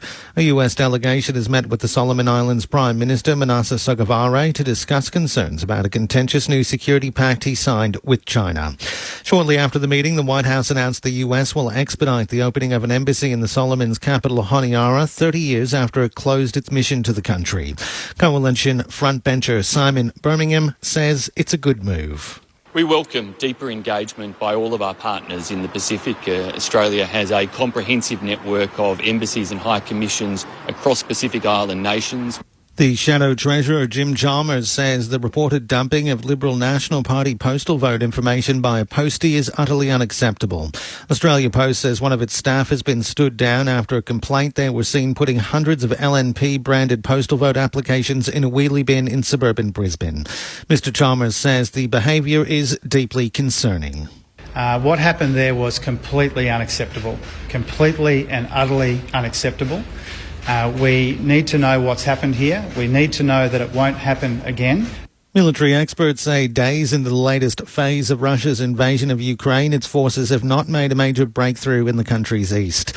After withdrawing from Ukraine's north, including near the capital Kyiv, Russian forces have been concentrating efforts in the eastern Donbass region, but the experts say they're yet to make significant gains. Ukraine says Russia is moving some of its strongest units for the Battle of Mariupol in the south to the conflict in the east. Meanwhile, a Russian general says Moscow wants to take southern Ukraine Ukraine as well as the eastern Donbass, providing a link with Russian-backed separatists in neighbouring Moldova. A person in their 20s is among another 16 people who've died from COVID in New South Wales. Here's Danuta Kazaki. New South Wales Health says the person in their 20s who died had 4 doses of a vaccine and had significant underlying health conditions. There were 16 deaths, including the person in their 20s in the latest reporting period. 1 person was aged in their 60s, 2 people were aged in their 70s, 8 people were aged in their 80s, and 4 people were aged in their 90s. There are currently 1,617 COVID cases in hospital, including 60 people in intensive care. 20 are on ventilators. There were 12,633 positive test results recorded in the latest period. WA's Deputy Premier has praised the Premier Mark McGowan for working from home while he's in isolation and his son's in hospital with COVID-19. Grace Burmas has the story. Roger Cook says Mr McGowan is continuing to work despite being COVID positive and despite the fact one of the Premier's children remains hospitalised in a serious condition. Mr McGowan returned a positive PCR test on the same day his child was admitted to hospital. The child is fully vaccinated and is receiving ongoing treatment. Mr Cook says the Premier continues to lead the government. He's continuing to do his work from home and maintaining great leadership for the government during this difficult time. Mr Cook says the McGowan family have asked for their privacy to be respected. Western Australia's today reported 7,758 new COVID-19 infections. There are currently 248 people in hospital with the virus. 7 are in intensive care. 1 historical death's also been reported to the Department of Health. A woman aged in her 80s died with coronavirus on the 12th of April. The 2 remaining candidates in the French presidential campaign have made their final pitch to voters ahead of tomorrow's election. The BBC's Lucy Williamson has more. Emmanuel Macron ended his campaign with a warning. There are millions of people who, a few hours before the Brexit referendum, said to themselves, "What's the point of voting?" he told French television. The next day, they woke up with a hangover. Marine Le Pen had a similar message for voters at her final rally. Rise up, she told them, and will be in power. Many far-left voters say their decision on Sunday will depend on whether their fear of the far right outweighs their rejection of Mr Macron's reforms. And the military in the West African nation of Mali says it's found a mass grave near a base handed back by departing French forces. Earlier, the French military said it had filmed people it suspected of being Russian mercenaries burying bodies in the location. Mali's been battling a long Islamist insurgency, and the situation's become ever more complex with the alleged use of mercenaries. Get more news from our website at abc.net.au/news. ABC Sport now has its very own newsletter, and we'd be pumped to have you on board. The ABC of Sport will provide a wrap of all the best stuff that's happening in sport every week. Simply go to abc.net.au/connect and get ready for a sport hit in your inbox every Friday. Get on board with the ABC of Sport newsletter for content that makes you think or allows you not to. The 2022 AFL Premiership season. Grandstand AFL. On ABC Radio and ABC Sport Digital. Hands it off to Finlayson, who's a left-footer, advantaged by the angle and kicks the goal. Well, it wasn't pretty, but it's not how you draw it up this afternoon. Port Adelaide take the lead. West Coast knocked it away. Come to Finlayson. He was run off the ball. It's still bobbling around. Finlayson picks it up. Hand passes back to Gray. Foot to ball. Quick foot to ball. Quick goal for Port Adelaide. West Coast mop it up. Edwards gave it to Hearn and kicked straight to Farrell. Was it 15? On the tight angle. He'll go for home. Welcome back, Team Farrell. That's the magic they've been missing. Chain of handballs goes through. Burn-Jones, Motlop into the 50. Marshall's all alone. Long run up, crosses the paint of 50 from 45. It's a straight kick. Never in doubt for Todd Marshall. He's got 2. Hands it off to Rosie. Runs into the 50. Sets it up towards the top of the goal square. Marshall with one hand. Plays on and curls it through for his third. Port Adelaide, 6 unanswered majors. Willem Drew instead. There he goes. Pops it short. He'll find Carl Amon. The Eagles have got 17 players inside their defensive 50 and they still allow Amon to lead up 40 metres out. Disgraceful. 1 goal, 7 for the year. This one's coming back in the breeze. This is the 2022 AFL Premiership season. On ABC Radio and ABC Sport Digital. A 7-goal unanswered term for Port Adelaide. They're blowing away the West Coast Eagles. 43 points to lead at half-time. 8-5-53, plays 1-4-10. We thought that last week's contest against the Swans was a blip, but the Eagles are still battling to get some consistent form in season 2022. The injury list is long, but they were hoping to at least put up a fight here at the Adelaide Oval, a venue where they're unbeaten against the Port Adelaide Football Club. No Oscar Allen, no Tom Cole, Andrew Gaff, Jeremy McGovern, Nick Natanui, Dom Sheed. They're certainly undermanned, but not to the point where you've only kicked a goal, which came in the opening minute of the contest. So disappointing start for the Eagles, but we saw last week with Port Adelaide's game against Carlton, half of football doesn't mean anything. You can easily flip the switch and play the opposite in the second. So we'll wait and see what West Coast have to offer, but at the moment the power up 8-5-53 to 1-4-10. Aaron Bryans, Neil Cross with you. Nathan Burke, Stephen Williams, your experts, with Jack Paquetta on the boundary. Earlier today, Adelaide defeating the Western Bulldogs by a point at Ballarat. Felt like the Crows were in control for the majority of the contest, but missed a lot of shots late. Left it wide open for the Western Bulldogs, who did kick a late one through Marcus Bontempelli, but with 7 seconds on the clock, it was too little too late to get it out of the middle. Adelaide hanging on 8-15-63 to 9-8-62. Their third win of the year puts them just outside the 8. The Western Bulldogs, meanwhile, she hasn't been the season they envisioned. Just the 2 wins down in 11th. Tex Walker had 3, including the match winner. Certainly a way to make amends after his long layoff. Ben Keys had 33 touches, the best for the Bulldogs. 28 to Dunkley, 32 to Dale. Still to come, Fremantle up against Carlton at Perth Stadium. We'll get a preview at 3/4 time with Clint Wilden for that contest. In the NRL today, just the one contest so far. The Cowboys lead the Titans 12-4, 21 minutes gone. The Jets will host the Mariners in the A-League. That's about 2 hours away. In the Super Netball, half-time, round 6. Sunshine Coast Lightning lead the New South Wales Swifts by a goal, 32-31. And in the NBL, quarter time between the Jack Jumpers and United, it's Melbourne with a 2-point lead, 20-18. Great to have your company. The text line, if you'd like to get in touch across the afternoon, please do, because talking points are starting to run out. I think if the game continues the way that it is, 0437 774 774. Marcus in South Melbourne says 1 goal in 2 consecutive first halves, referring to the West Coast Eagles against Sydney last week.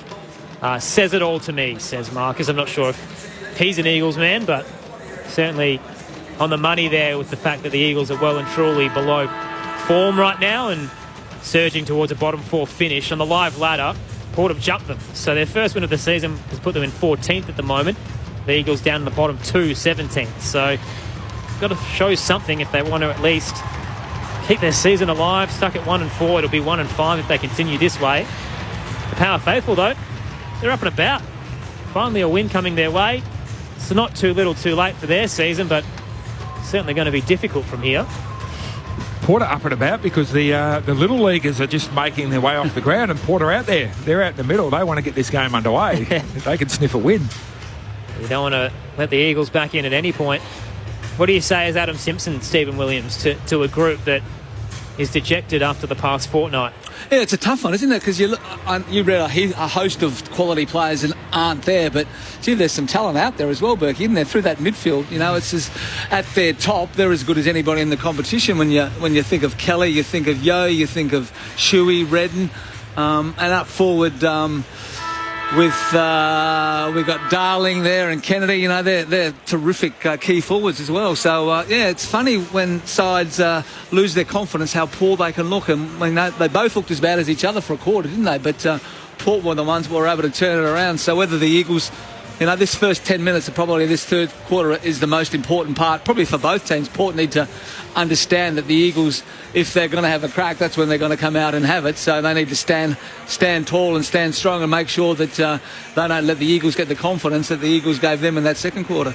Yeah, and it's generally that first 8 to 10 minutes after half-time, you've probably been given a bit of a spray. You're going to come out firing, and so Port Adelaide will be thinking, OK, we expect that. We probably don't want to pull away in that first 10 minutes, but let's withstand that. Let's see how long they can keep that up, and then we'll put the foot down and power away from them again. But if West Coast can't actually manage to lift their rating in this first 8 to 10 minutes, that tells me a lot about West Coast and tells me a lot about their players. And are they more interested in running around and getting 20, 25 possessions and getting themselves a game next week? Or are they really going to stand up and do the right thing defensively? And, I'm going to sacrifice a couple of possessions of my own to make sure that my opponent doesn't get possessions. That needs to be the mindset. But we'll find out whether it is, because Elliot Yeo not being there, that's a big loss. Obviously, he's a very, very good player, so that's going to be a bit of a dent. But who's going to stand up? Who's going to jump in the middle and take his spot? Duggan's had 12 and Kelly's had 17, and Witherden in the back line's had 20. But Redden on the wings only had the 6. Cripps only had the 5. Ryan's only had the 4 possessions. Foley 3. Willie Rioli's only touched the ball twice. So there's a lot of improvement from a lot of those players, and we'll learn a lot about them in this first 10 minutes, I think. So what do you make of... Is this indicative of where West Coast is at? Contested possessions plus 14 for Port Adelaide in the first half, and tackles plus 18. The worry for me is that Port Adelaide have had 40 more possessions and out-tackled Adelaide. Normally when the other team gets more possessions and gives you more opportunities to tackle. What it shows me is that the players are out there thinking, I need to get more possessions, not I need to stop my opponent. And that's the worry when especially you're only going at sort of 61% kicking effectiveness. If you're going to go out there and just try and get more cheap possessions, well, they're not going to come your way. Let's head downstairs to Jack McKenna and hear what's happening down on the boundary. Well, the good news for Port Adelaide fans, Alir is out there to start this second half. He looked very proppy on his ankle at the end of that second term, but he's emerged from the rooms ready to go in this second half. While the breeze has picked up considerably down here, guys, blowing to the northern end, so the end that the West Coast Eagles will be kicking to this quarter. And just repeating, for the West Coast Eagles, their sub has been activated. Elliot Yeo out of the game. The cheekbone injury. As a result, Zach Langdon's out there. Has a disposal already to his name. Second half about to get underway on Grandstand AFL. Great to have your company on ABC Radio and Sport Digital. It's the Power by 43 points. I like what Adam Simpson has done. Willie Rioli's only touched the ball twice in that first half, so put him in the middle. He's starting in the centre bounce. Had 9 last week and didn't kick a goal. He was in ripping form at the start of the year, but stumbling the past couple of weeks. You're right. Inject him into the middle, find the pill. Hopefully it builds. Certainly can use it, can't he? He's all class when he gets the ball. So it'll be interesting to see. Sam Hayes, I've been really impressed by him. He's rucking against young ruckman himself, but he's got his hand to the ball and hit a lot of nice hit-outs to advantage. But at the mercy of TV, waiting for the start of the second half. It's interesting considering their commentators aren't even at the ground. Anyway, ball out of the middle. West Coast with the first knockdown. Wines takes it for Port Adelaide, forced in a tackle to get boot to ball. It went straight to the boundary line, and that'll be said to be insufficient attempt to keep the ball in play. So West will take the free kick for West Coast, and left half forward sends the ball long, top of the goal square. Cleary punches it down for Port. Comes to Darling, he's grabbed in a tackle straight away. Langdon with a kick towards goal and away for the minus score. So West Coast hit the scoreboard first in the second half. They had to hit it in a major way to get back into the contest. 42 the margin, and we're 40 seconds into the second half. Yet to kick a goal since the opening minute of this contest, West Coast. They'll be thankful they got the first inside 50. Long ball out of defensive 50 for the Power. Finlayson in front position, nearly clunked it. Whistle in the play for a block out. It's going to Finlayson. It's an interesting decision, hasn't it? Considering he touched the ball, yeah. Either way, free kick to the Power. Short kick out to right half back to Burton. Close to the boundary line. Leading possession getters heading into the second half. Rosie has 20, Witherden the same. Kelly and Duggan, or Kelly with 17 rather, Duggan with 12. Houston has 18, Wine 17. Houston has it at right half back for the Power. Heads up the western side. To the river end in a pack. Barris front position, had a juggle, didn't claim it. Umpire's given it to him anyway. So Barras at left half back. Finlayson careful not to stand the mark, so he has a bit of flexibility to move around as Barras is called to play on. Back where it came from, up to left half forward for the Eagles. In front position, should have been taken by Burton. Spilt down, West off the deck into the 50. Jonas sitting back, cuts it off, the Power skipper.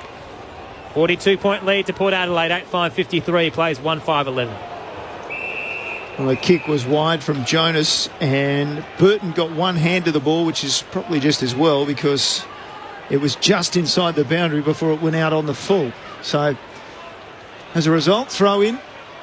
Left half forward on this broadcast side for West Coast.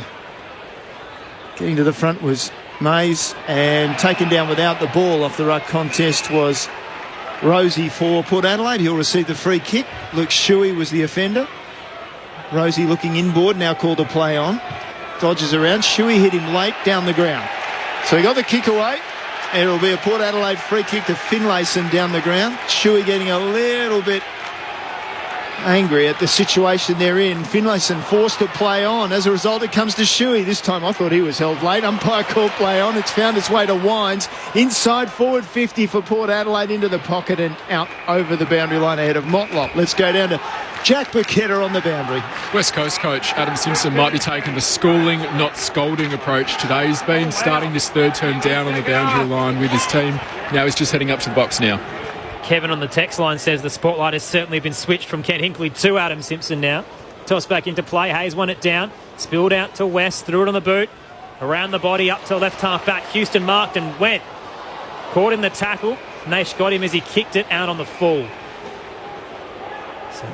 It's interesting. He ragdolled him, I thought. That might have been a free kick too.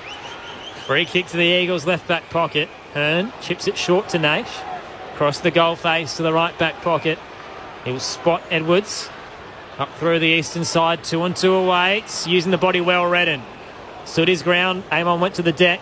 Took the mark for the Eagles. Up to centre wing, spots Kennedy. Kennedy on the lead up against the boundary line as he backs up from the man on the mark. Just a third position for Kennedy. Down the line he goes and high with the kick. Cleary at the front of the pack. Ford have numbers in the pack, but it comes to ground. Rioli, he was over it. He goes to ground. Plenty join him. And the umpire says, give it to me. Just on attacking 50 for West Coast. Only the one score in this third term. Eagles with a minor score, and it's a 42-point margin in favour of Port. Out on the eastern side, the Power get a clearance. Bounces over the line, and it's on the full. So free kick to West Coast, right half forward. Play halted a bit while Xavier O'Neill gets the ball back, which means the Power can set up defensively. We'll look inside. We'll kick to Hearn. It's been fairly active so far this contest. Disposal 14 coming up. Thought about heading towards the square, instead loads up into the scoreboard pocket. Ryan gets a run and a fly, but Williams soars over the back. The ruckman got plenty of height and claims it over the pack. Great grab, 25 out from goal, 45-degree angle to the right. Beautiful mark, wasn't it? Just didn't get anyone blocking him, and he was just able to jump and launch at the ball, and got his knee up beautifully, and terrific mark. Dad Paul was at St Kilda and played a few games with Carl. I grew up playing all my junior footy with him. Just his 13th game, shouldering the ruck load with Stranadica, leans back on the kick, it's too far left, and so far that it's hit the left-hand behind post, out on the full. No score to the Eagles, down by 42. 8-5-53, plays 1-5-11. 5.5 gone in the third on Grandstand AFL. So Burton's kicks finds the chest of Georgiades, so he's at half back of key forward, sends it down the line. Logo centre wing, picked up by Motlop off the pack, gave it to Rosie over the back. He's got a player inside 50, Finlayson. Running alone inside 50, Nelson couldn't catch him. And so he takes a chest mark and will look at the goals from about 40 metres out. That's the beauty of Connor Rosie. He's had 22 possessions, kicking efficiency 92%. So, just had time, he had some space, and he was able to put that one in Finlayson's chest. And he needs to finish now. He's missed two as easy as this one so far today. He's kicked one, but you just got to kick these. For his second goal of the evening, makes no mistake. Easy kick, really, for a man of his class. And the former Giant kicks a goal for Port Adelaide, and they just edge out to another game-high margin. 9-5-59 Port Adelaide. West Coast 1-5-11. Their only goal, West Coast, came early in the first quarter, 40 seconds or so in. So it's been a long, long wait for them. And the Power fans think it's probably been a long wait this season for them to strike some form. Connor Rosie's up to 22, but what I've liked about those 22 is 10 of those have been contested possessions. He's had 3 tackles. He's had 5 clearances, which is the most of any player on the ground. And he's doing it the way good midfielders do it, not just getting 20 handball receives or 20 uncontested marks. Well, I think this is what everybody wanted to see in his development. You know, they've been talking about him for a long time. Now he's got the opportunity to go for the midfield, and he's showing that he can actually do it. His kicking efficiency is 92%. In the middle, Boat can gather off the ruck contest and go. Arches the back through half forward. Loads up from 55. Just through for a minor score on the right-hand side. That was a great little set play from the Port Adelaide Football Club. Beautiful hit again, wasn't it, from Hayes, just to be out in front of Boak, and he was able to run onto it. 9-6-60, 49 points their lead. West Coast 1-5-11. West Coast down the middle with the kick in. Offhand, it came to Kelly, and then he tumbled the ball to half forward. Cleary was in the road for Port Adelaide. He marks at the point of the centre square at left half back. Looks across the ground, no options. He's still called to play on, confused, and so he goes back at 45 degrees, well into the defensive 50, finds Jonas, who brings it out to Burton on this broadcast side, still inside defensive 50, so West Coast push up. Burton takes his time. Now he's called to go. Oh, and a long, long high kick across goals, and gave Kennedy the time with the ball in the air, and Kennedy got across in front of Cleary and took the chest mark in the scoreboard pocket. Terrific play by Josh Kennedy. You could just see him actually looking at Burton and sort of daring him to kick that long switch. And as we know, the long switch, it just sits in the air for so long. Kennedy was able to read it, get across there, and give the opportunity now for the Eagles to kick their second goal. And he's the man you want to have the ball. He's a beautiful kick. You've set him up beautifully, Stephen Williams. Let's see what happens. So Josh Kennedy comes in, probably just a little more severe than a 45-degree angle. Lays back on the kick, kicks it narrowly. Thank you very much, he says. Stephen Williams has done him. He just kicks the ball so beautifully, Josh Kennedy, normally, but the Eagles are having a dirty day. What I like about the Eagles is they went a man-on-man defence, and the Port Adelaide team had to try and invent something which enabled the interception. 48-point lead to the Power, who go through the corridor. Georgiades clunks it, gave it to Boat, handed off to Rosie, who was immediately tackled by Waterman. West Coast have done well to apply a bit of pressure here. Hold the ball up in the square. Holding free kick paid in the mess. And it's going the way of the Eagles. I thought he played holding on. He played holding on, but he actually dropped the ball.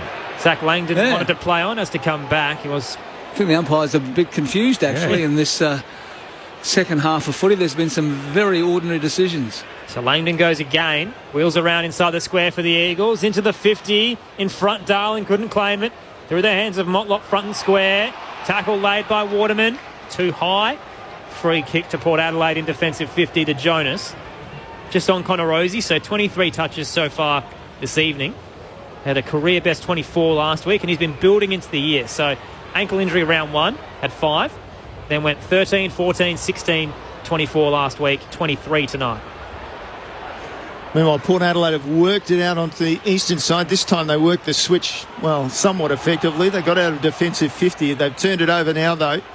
Onto Duggan on his left foot. Over the shoulder, hooks it back towards half forward. Ryan went up, should have taken probably a chest mark, but in the end surrendered it. Bonner comes away from half back for Port Adelaide. His kick was pretty good, found Georgiades ahead of centre wing. Took the mark, played on, inside 50, looking for Marshall. Oh, he's brought down, surely. Yes, he was. He could have taken the mark. He didn't. And then Nelson tackled him to the ground without the ball. And that's a free kick. So 45-degree angle to the right. He'll have a look at the goal face. I love Mitch Georgiades' play then too, to take the mark and then wheel around and play on rather than getting it and going back and giving the Eagles the opportunity to mark the Port forwards. He was able to just play straight on. Marshall was able to lead on the 45 and a good kick. Already has 3 goals this evening. kicked all three in that second term onslaught from Port Adelaide. So in comes Marshall, starts it on the right, and it stays right of the goal. So the minus score kicks it out to a 49-point lead again for Port Adelaide. Or was it ticked over to 50? I've lost. No, 49. I was right the first time. It's a high number regardless, Crossy. Exiting the 50, the Eagles look for Darling. Nearly claimed it against Aaliyah, spilt to Drew. Central kick for the power to aim on. He's in the square. Been lively after being originally omitted. The late in. Heads towards the 50. Spots Marshall in the hole. Barris crunches the pack. Brought it to ground. Plenty of Eagles with their head over the footy. Red and one of them. Knocked it out. Looking for Nelson. He couldn't pick it up. Ball's not really going anywhere. And a ball up to come. 40 out from goal straight in front. I don't think Barris as a defender has ever spoilt the ball. No. He tries to mark every single one that comes his way. So ball thrown in the air. Comes to Drew and his hand pass out. Found Dumont. Dumont somehow released the ball in the tackle, and then it went to Powell Pepper, who was immediately monstered, and he tried to get rid of it, dropped it, said the umpire. So a free kick will go to West Coast. And it'll be Luke Shuey who will be the recipient inside his defensive 50. And the ball had been kicked down the ground away from Powell Pepper, and as a result, Port Adelaide will get a great opportunity to set up their defence now to this free kick for Shuey. Pearson kick down the line, hits Darling, gives it back to Shuey, who kept going, has to run around, completely changed his trajectory, heads to the western side because he was under pressure. Nice kick, hits up Stranatica. A few touches, this will be number 7 for the debutant. Inside kick to Hearn. Looks for the switch again across defensive 50. The Eagles through Witherden. Awful kick that tumbles its way towards Barris in the square. He's under pressure from Jamont. Dives onto the footy. Ball comes out. Gray got it off towards Bonner. He lost it. Redden now for the Eagles. Gives it to Rioli. On the bounce, O'Neill came through. Made a contest. Enough that Barris could paddle it to Shuey. He'll kick out to the logo western side to Waterman. Waterman halts and then has to go because he took a step off his mark. Wider to Cripps. He's at left half forward near the boundary now. Broadcast side. Cripps called to play on. He goes high. Aaliyah, it's set up for him. It falls over the back. Cleary backs him up. Picks the ball up. Langdon's got him. Takes him to ground. Ball in dispute still. Top of the goal square. And the umpire will come in and ball it up. Well, they got the ball down to the goal square, but, geez, they made hard work of it. Well, they went via the Cape for a start, didn't they? They did. Aaliyah's still not looking the All-Australian player that he was last year, is he? No. That was just a drop-off, easy mark, and he just dropped the whole thing. Tossed up top of the square. Rioli ducked the head, caught one high, no free kick. Attempted clearance from the power, cut off by Nelson. Gives it to Shuey, shrugs two, now to O'Neill. Threw it on the boot, sets up high, rise from Darling and crunched the pack. May have hurt himself and a couple others as well as it spills down to Farrell. He's in the scoreboard pocket for the power and chips it short out towards left half back to Wines. Everybody's up except for Jonas. Had a knee knock heading into this game. He's a bit proppy now in defensive 50. Meanwhile, at half back, out there on that eastern side, it was Drew with the ball, hand pass forward to Burn-Jones, then in turn Farrell. Farrell's long left foot kick inside 50. Edwards took it down for West Coast. Witherden came in to clean up. Then he gave his pass to Waterman, took the mark, played on, came out this side to Darling. Darling with a mark down to Cripps. He leads up, takes the chest mark. Surely he's played on. He didn't go straight back from the mark. He went back at quite an angle. Now he's called to play on off the left foot down the line. And Burton forces it across the line for a throw in left half forward for West Coast. This is not an exciting game to watch. Port Adelaide, as we said, they've dominated the second quarter. 43 the margin at half time. West Coast have only scored the one goal, and that was 40 seconds into the match.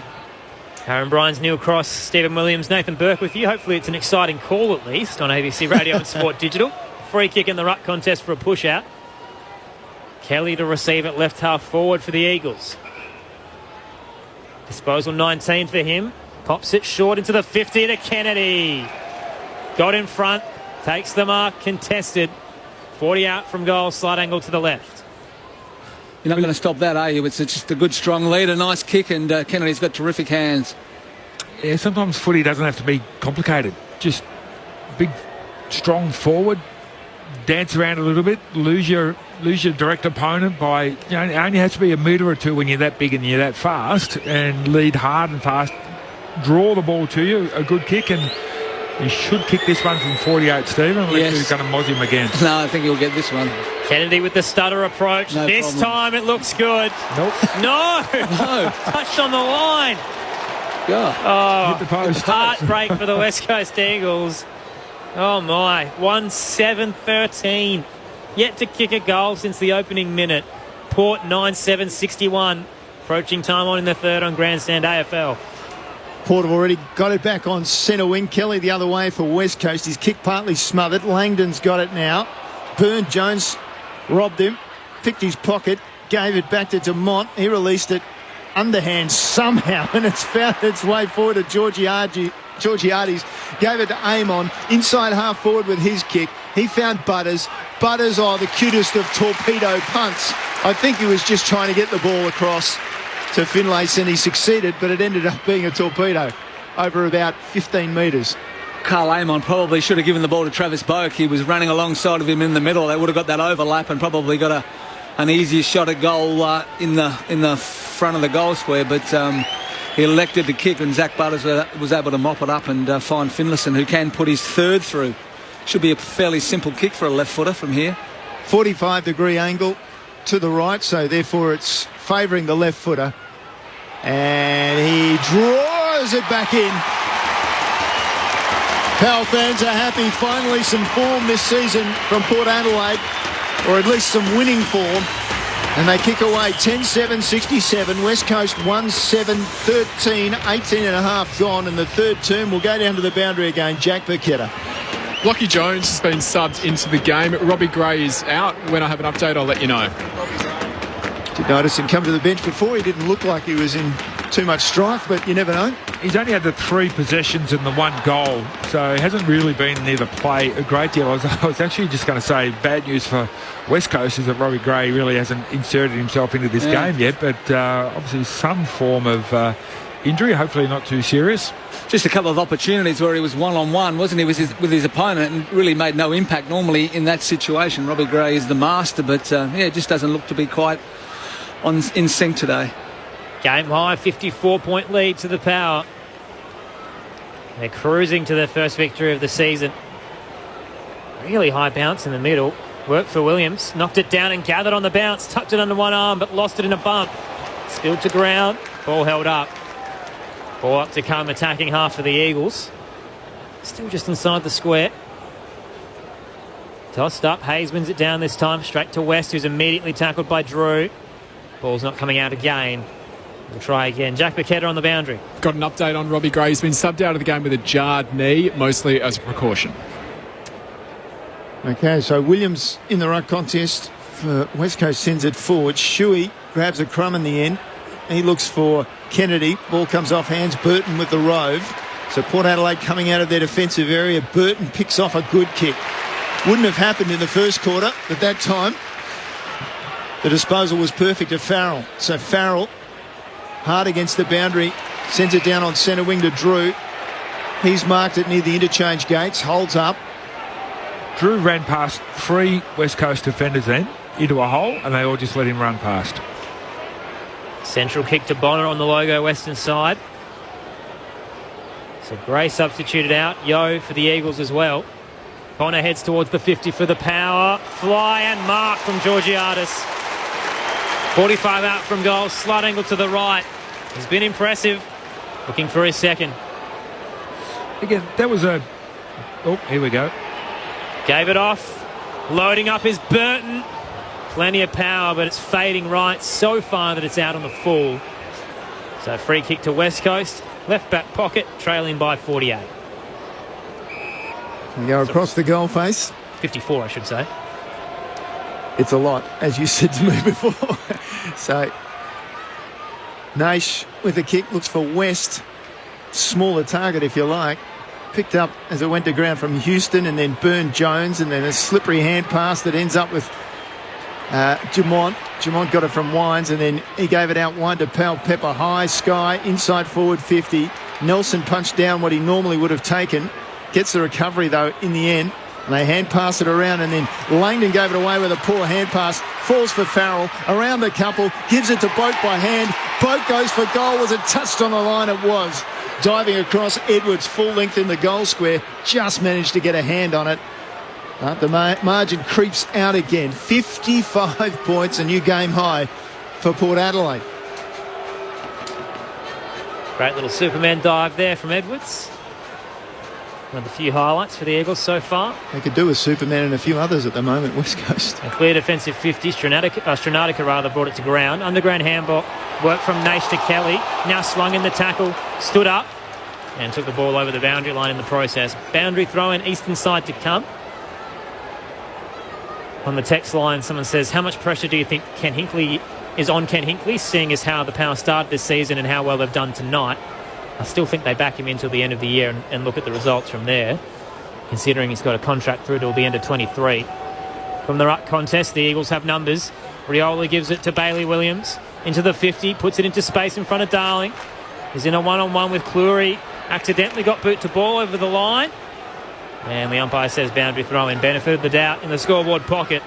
Inside attacking 50 for the Eagles, down by 55. Seen worse than that paid, haven't you? I was just about to say that. You just never know. The umpires will look at each other.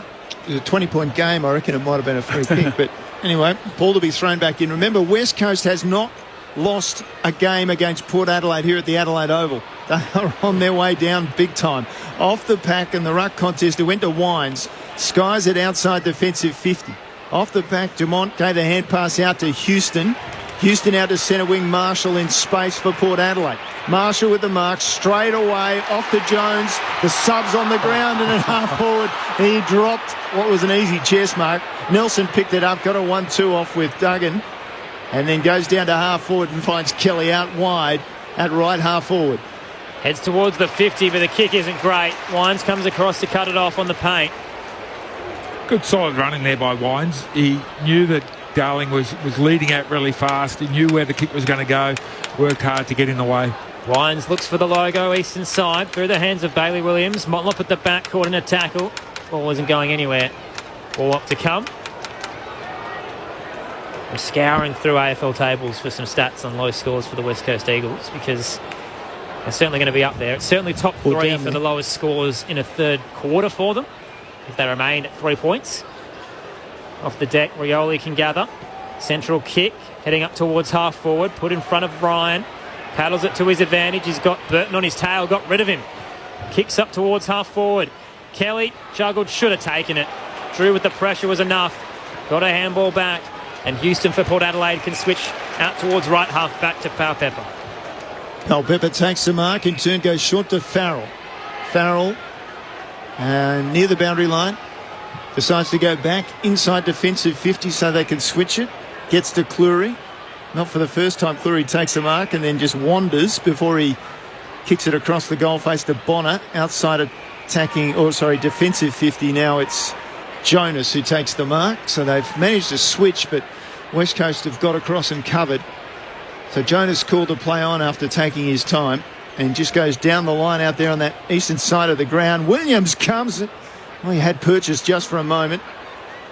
Ball off hands comes. Lockie Jones comes out, wheels out with the left hand, went to Amon. Inside forward 50. They've got Georgiades by himself. Renback took the mark, onwards to Boak, and then a hand pass across he goes to Finlayson into the goal square.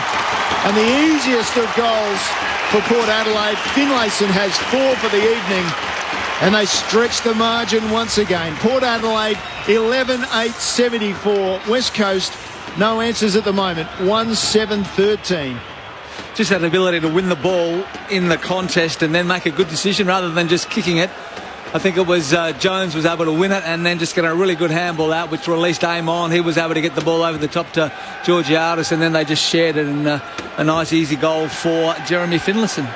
And it's the ends of the quarters that are really going to trouble West Coast. They did come out and for the first 10 or so minutes they had a crack. It was fairly even, but they haven't been able to maintain it. And towards the end of these quarters and certainly the end of the game is a really danger time for the scoreboard in terms of West Coast Eagles keeping this half respectable, which I don't think it's going to be in the end. They just got no reward, did they? They probably should have kicked 2 or 3 goals, but they missed those goals, and then Port were able to make them pay on the way back. 61-point lead to the Power. Off hands in the middle. Houston can crumb at the bat. Uses Burn-Jones in defensive 50 with a 1-2. Kicks out wide to Bonner. Still inside defensive 50 just. Bill says, I expected more on-field leadership from the experienced Eagles players. Think they watched the Powers games this year. Speaking of those, Kelly 23, Hearn 15, Shuey 14, Yo subbed out on 4. Clearing kick from the Powers cut off by Duggan. Heads back into the 50 for West Coast. 2-on-2. Darling brought it to ground. He's chasing in the left forward pocket. Paddled it back. Stranatica with a handball into Ryan. Threw it on the boot. Had more time than he thought. And from 25 out, he sprayed it across the face for another minor score. 1-8-14. Adam Simpson looks like he's about to get up and catch a plane home. Port Adelaide 11-8-74. 61 the margin. Or 60, sorry, is the margin. And they come with a kick into this broadcast side of the ground, and it goes too far out on the full. Kelly comes back with the free kick for West Coast, sends it in long. But it's almost a merciful finish to the quarter. Port Adelaide again dominating pretty much, certainly on the scoreboard. 3 goals without reply from West Coast. And at three-quarter time, Port Adelaide 11-8-74, West Coast 1-8-14. The only goal scorer for the Eagles came in the opening minute through Jamie Cripps. Haven't had a major since then for the Power. 4 to Finlayson, 3 to Marshall, singles to Gray, Amon, Georgiades and Farrell. It's been a landslide here at the Adelaide Oval. The West Coast Eagles set for an embarrassing defeat. Thankfully for fans out west, we've got a pretty good game coming up next. Fremantle and Carlton at Perth Stadium. Preview of that to come shortly on ABC Radio and ABC Sport Digital. This is Grandstand AFL.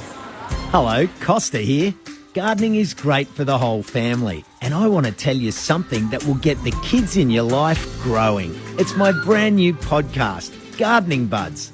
Everything a kid needs to know to make their own garden grow. Whether you've got a big backyard, a balcony, or a little pot on a windowsill. Join Kaylee and I for Gardening Buds.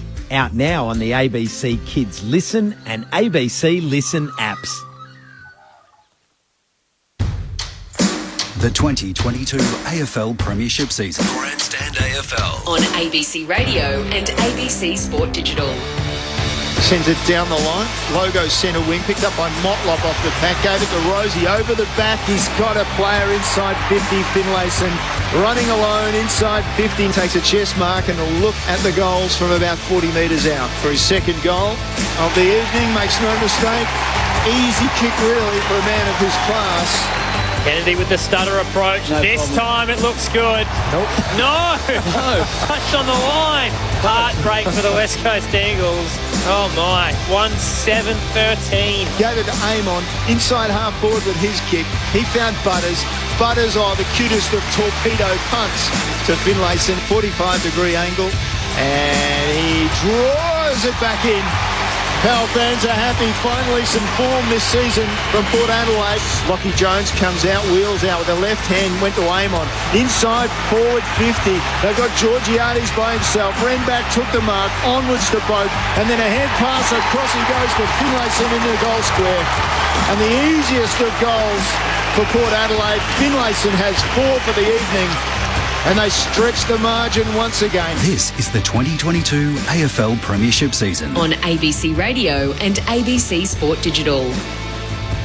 Jot down the date, Eagles fans. Saturday, April 23, 2022. The day the rebuild officially began. Down by 60 points at the Adelaide Oval.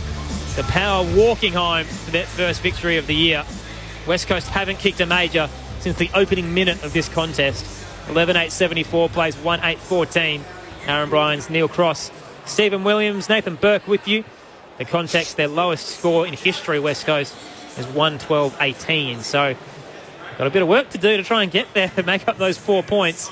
Earlier today, Adelaide defeated the Western Bulldogs by a point. Thrilling contest to kick us off. hopefully it's the same to finish off the evening.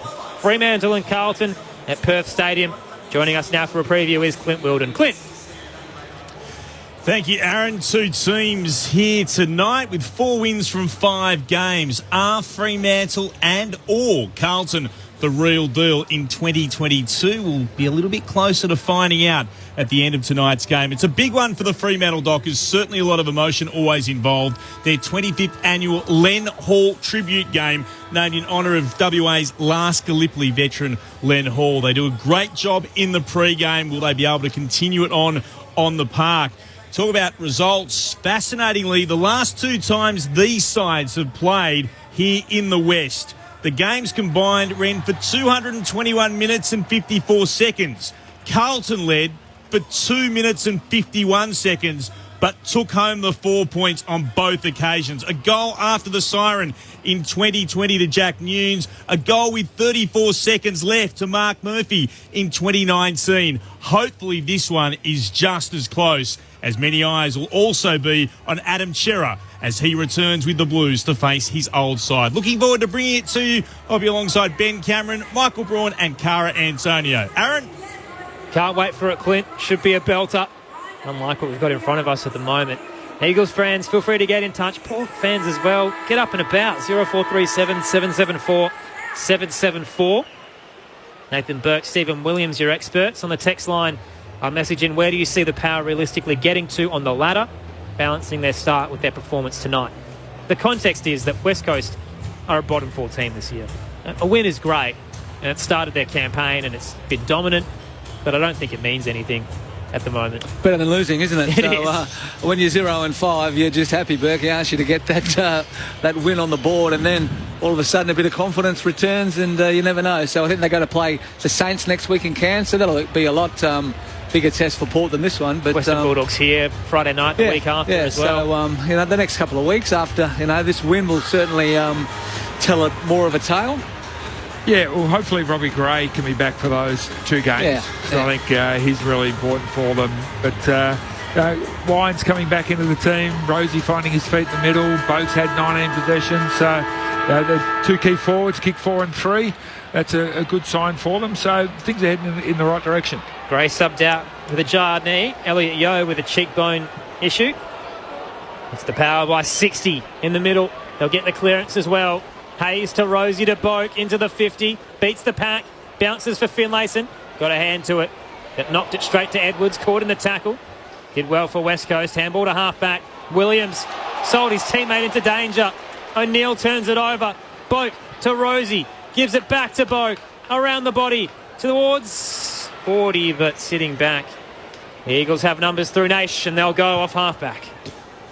Back inside their attacking 50, Port Adelaide, Todd Marshall, very slow to get up. Looks like he's got more problems with that cut that was treated earlier. Meanwhile, Port Adelaide breakthrough. Wines just busted through a couple of tacklers, went long, and Barras taking the mark right on the goal line. Quickly back to his feet. Nobody standing the mark. He's able to go into the defensive scoreboard pocket. Gave it to Hearn. He took the mark in short to Duggan. 11-8-74 the Power. Played West Coast 1-8-14. 4 points away from matching their lowest score ever. Down the eastern side, through the hands in the pack, spilt to Burn-Jones. Up to right half forward, he'll go for Port Adelaide. Back with the flight, Rosie couldn't clunk it. Goes again though, makes a contest. The sub, Jones, comes in. Tackles Hearn, but he got a disposal away for West Coast. Now O'Neill gives it off to Kelly. Heads to right half back, spots Naish. Marks uncontested on the paint. Western side, down the line he'll go to Cripps, their only goal scorer of the game. Up to centre wing. Kennedy waited for the footy, which meant that Amon could come across and knock it over the boundary line in front of the benches. Dan Houston's having some sort of a game. He's got the 26 possessions and kicked it behind. So the ball from those interchange gates thrown back into play. Williams probably had the best of it. Boat came through. Rosie picked it up, slipped the hand pass to Hayes, who gave it to Farrell, who gave it to Jones. And Jones' hand pass was a little ordinary. So the ball on the ground. Lockie Jones goes back and fights his way through. Can't get through. Ryan picked it up for West Coast. Gave it to Kelly. spirals the ball to half forward.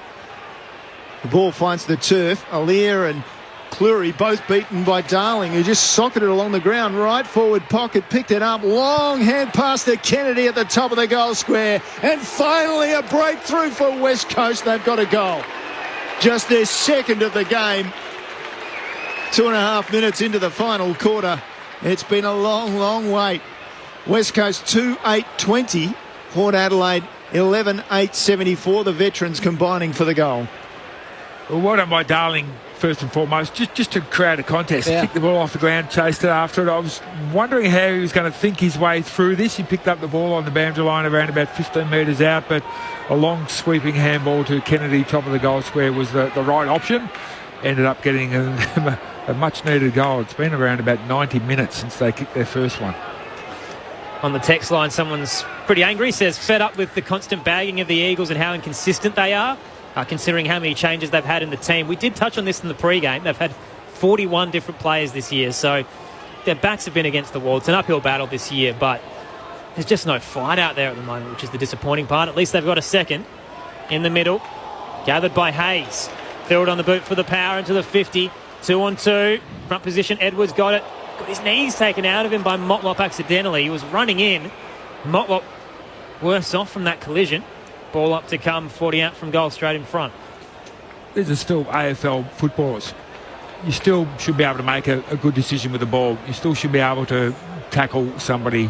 Still should be able to play a defensive part of the game. So no excuses whether you've played 1 or 50. Kelly cleaned out the ball towards the centre of the ground. Now West Coast are on the defence again. Houston wide with his kick to Marshall for Port Adelaide. Marshall inboard with his kick to point of the centre square. Boak takes the mark. Running past him was Byrne-Jones into the scoreboard pocket. He goes looking for Finlayson. Carries too far. Comes back to Barras. And then Witherden across the goals. He goes to Shuey. He's about to be run down. He's put under pressure. It was an ordinary old kick, but they get away with it. And Naish picks it up and clears it out, looking for Darling. Knocked away from him by Byrne-Jones, who's regained a lot of confidence in this game. Gave it away to Houston. Handball to Boak, back inside 50. Finlayson with the ball. He's taken to ground. A lot of energy being expended, and neither side making it anywhere. Nelson picked it up as he tackled. Hand pass went over the boundary line. Blessed relief. We'll get a throw in. And this is a messy period of what has been a messy game at times. 54 the margin in favour of Port Adelaide. Houston with 29, Rosie 27, Wines and Boak 25. Witherden the best for the Eagles with 28. Toss back in. Bouncing ball. Kelly gathered, tried to fend away the tackler, dropped it. No free kick. Port Adelaide still have possession anyway. Byrne-Jones to Amon. Up towards the left forward pocket. Rising, marking Motlop. Not paid. Yeah. Yes, paid. Had it in the air, lost it as he hit the ground. And Stephen Motlop gets a chance. 35 out from goal, slight angle to the left. A nice kick by Carl Amon there. Just to he was released by a really nice handball and onto that left foot.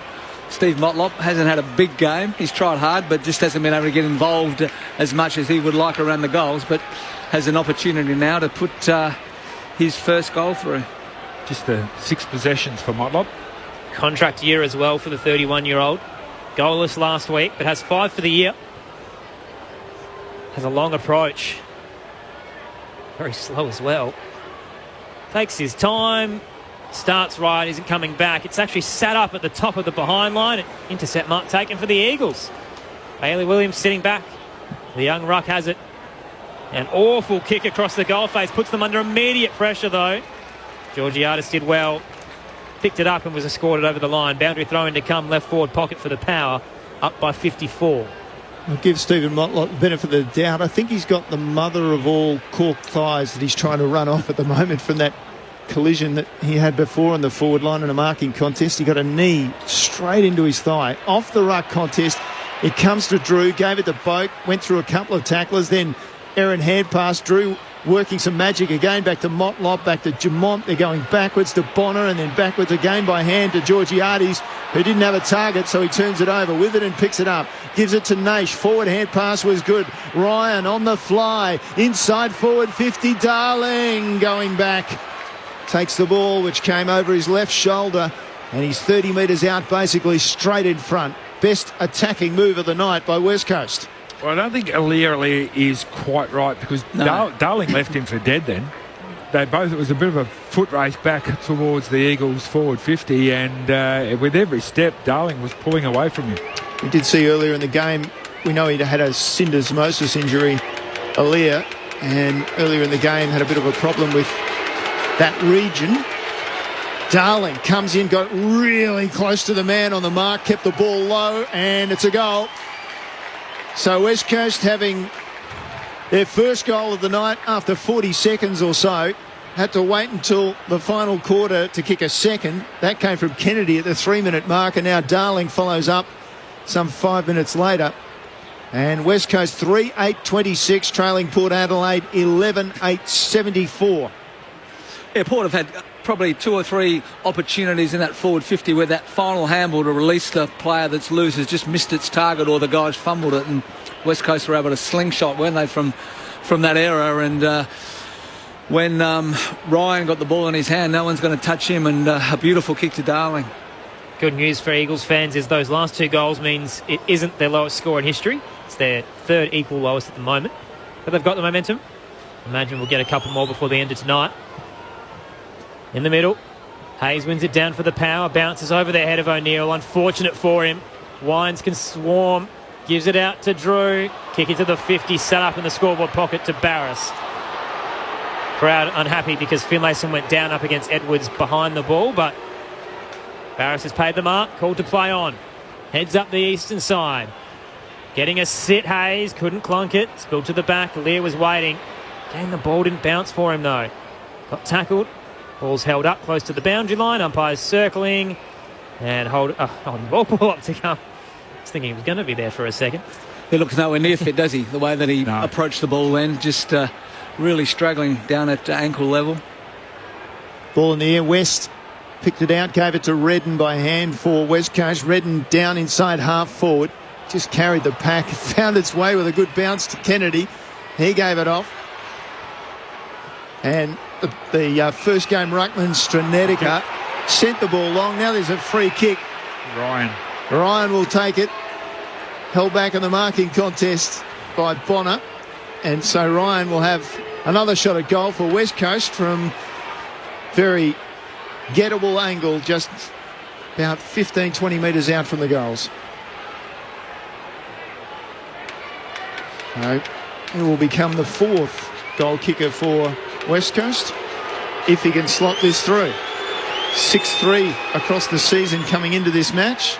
Made the goal up by do a little bit of work, but another goal for West Coast. 3 unanswered goals to start the 4th quarter.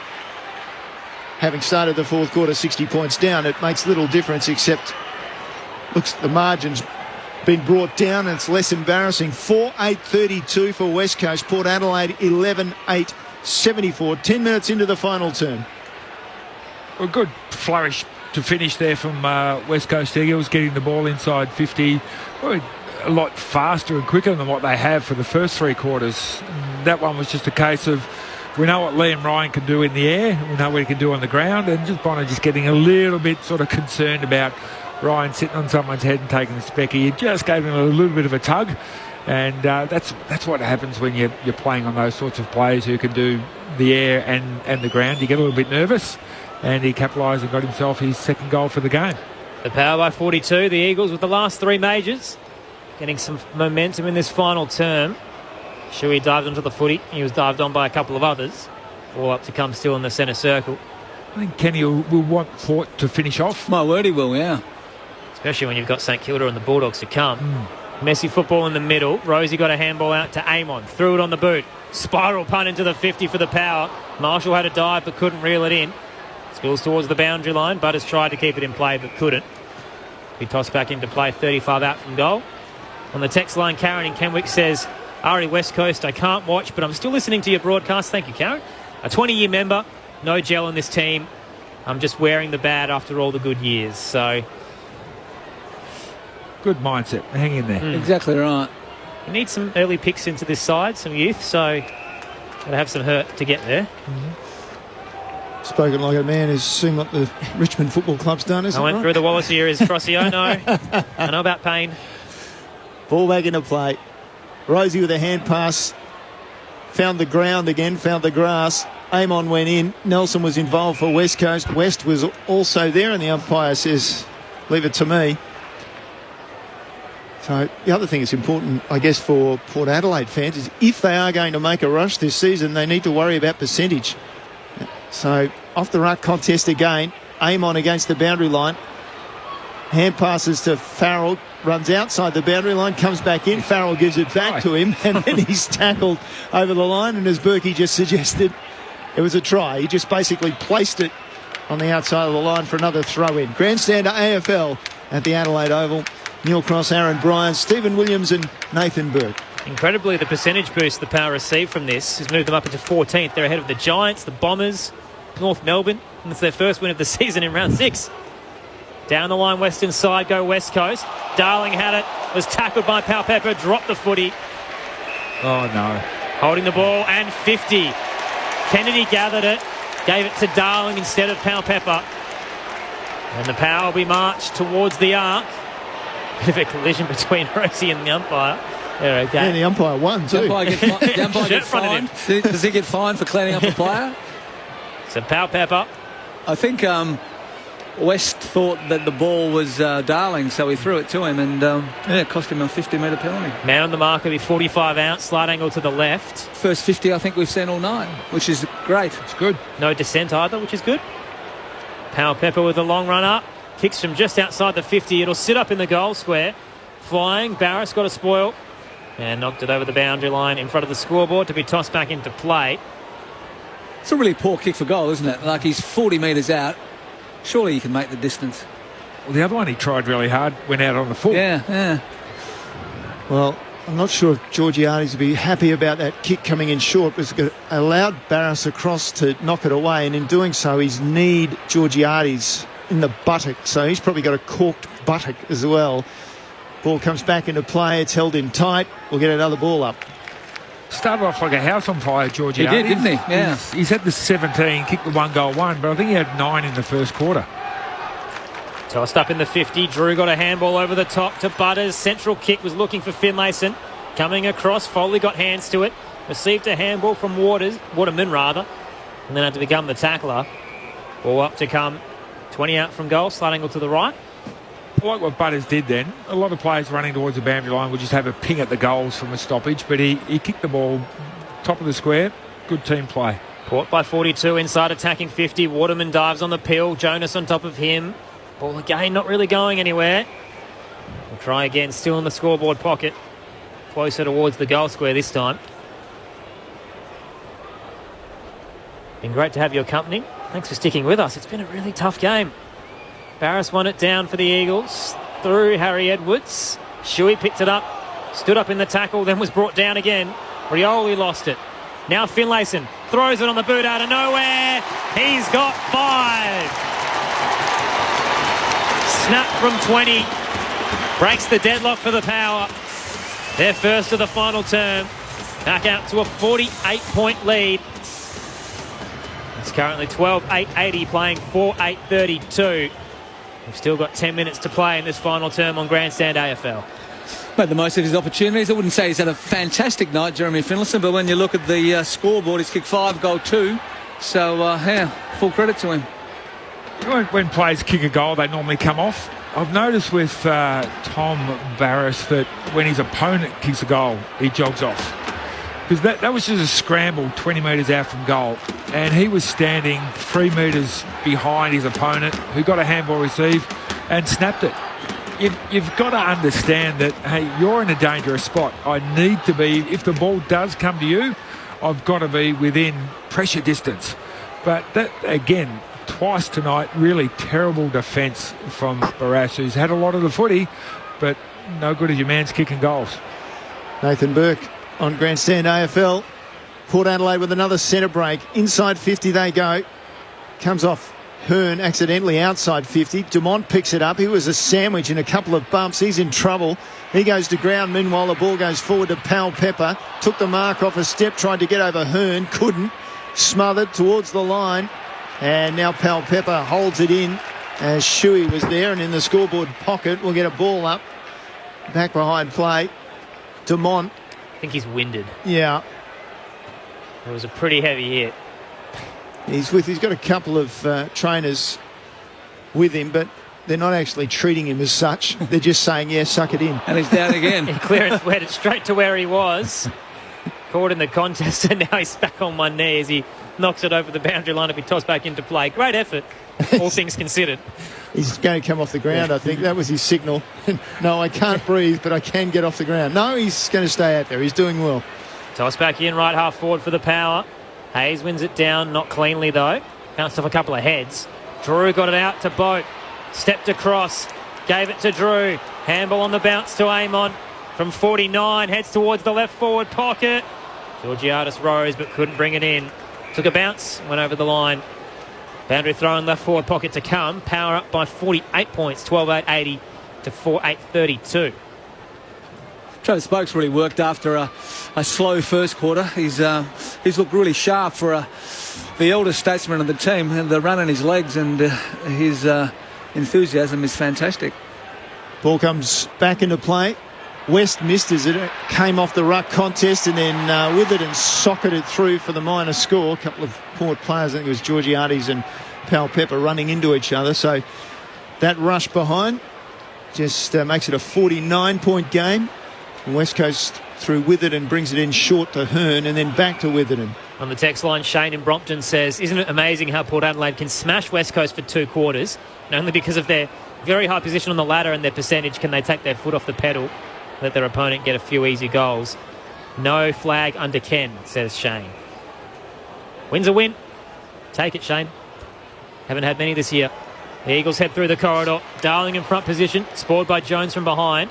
Now Darling becomes the tackler on Dumont. Both got a quick kick away, bouncing up towards the logo western side. On the bounce, Pal Pepper slips, trying to get through 3. Still handballed it to Farrell. Jones has space, spots a target inside 50, puts it in front of Houston, gathers on the bounce, centres his kick, too high for Boak, who's backing into the flight. Drew gathered at the back though, gave it to Wines, the Brownlow medalist on return, slots it. Welcome back, Ollie. He gets his first of the evening. Heart irregularities, nothing to mess with, but he's looking fit and firing out there so far. He's had 28 touches and now a major to his name. Port Adelaide up by 55. 13-9-87, plays 4-8-32. Time on in the fourth. Aaron Bryans, Neil Cross, Stephen Williams, Nathan Burke. He's got stronger too, hasn't he, as the game's worn on, Ollie? He's looked pretty big and powerful, so that's a real bonus for Port Adelaide. 28 possessions now. You've got Houston with 31, Rosie with 30, Boak with 30, Wines with 28, Drew with 26, so 9 inside 50s for Ollie as well. Almost double anybody else for Port Adelaide. So probably not the man you actually want kicking the ball inside 50 to the leading targets, but he's done a really good job. Ball back in the middle. Hayes with a lovely knockdown. Straight to Boak, then to Wines by hand. And then Marshall goes up and the ball slips through the hands over the back. Motlop picks it up. Dodged around one, dropped the ball. And it'll be a free kick to Shuey. And Shuey's in the scoreboard back pocket. Short he goes. Kelly with the mark. 40 out from defensive goal. Kelly's kick was almost cut off. It was knocked to ground by the Port Adelaide players coming across. Picked up by Farrell. Back inside 50. Marshall with the mark. He's already kicked 3 goals. And from maybe 40 metres on a 45-degree angle, he's a chance to kick another one. Terrific ball use again by Farrell, wasn't it? Could have blazed away because he is a long left footer, but just a smart little left foot kick to Todd Marshall, who had nobody near him. Finlayson's pulling away in the goal kicking stakes, 5-3 at this stage, so he needs one to a little bit of bragging rights. Nathan Burke trying to keep interest in this game as in comes Todd Marshall, pick number 16 in the 2016 draft, and he kicks straight and true. Port Adelaide have another one, starting to even things up in the final quarter. They've kicked their third of the final quarter. Marshall's got his fourth of the game. Port Adelaide 14-9-83. West Coast 4-8-32. 22 minutes down.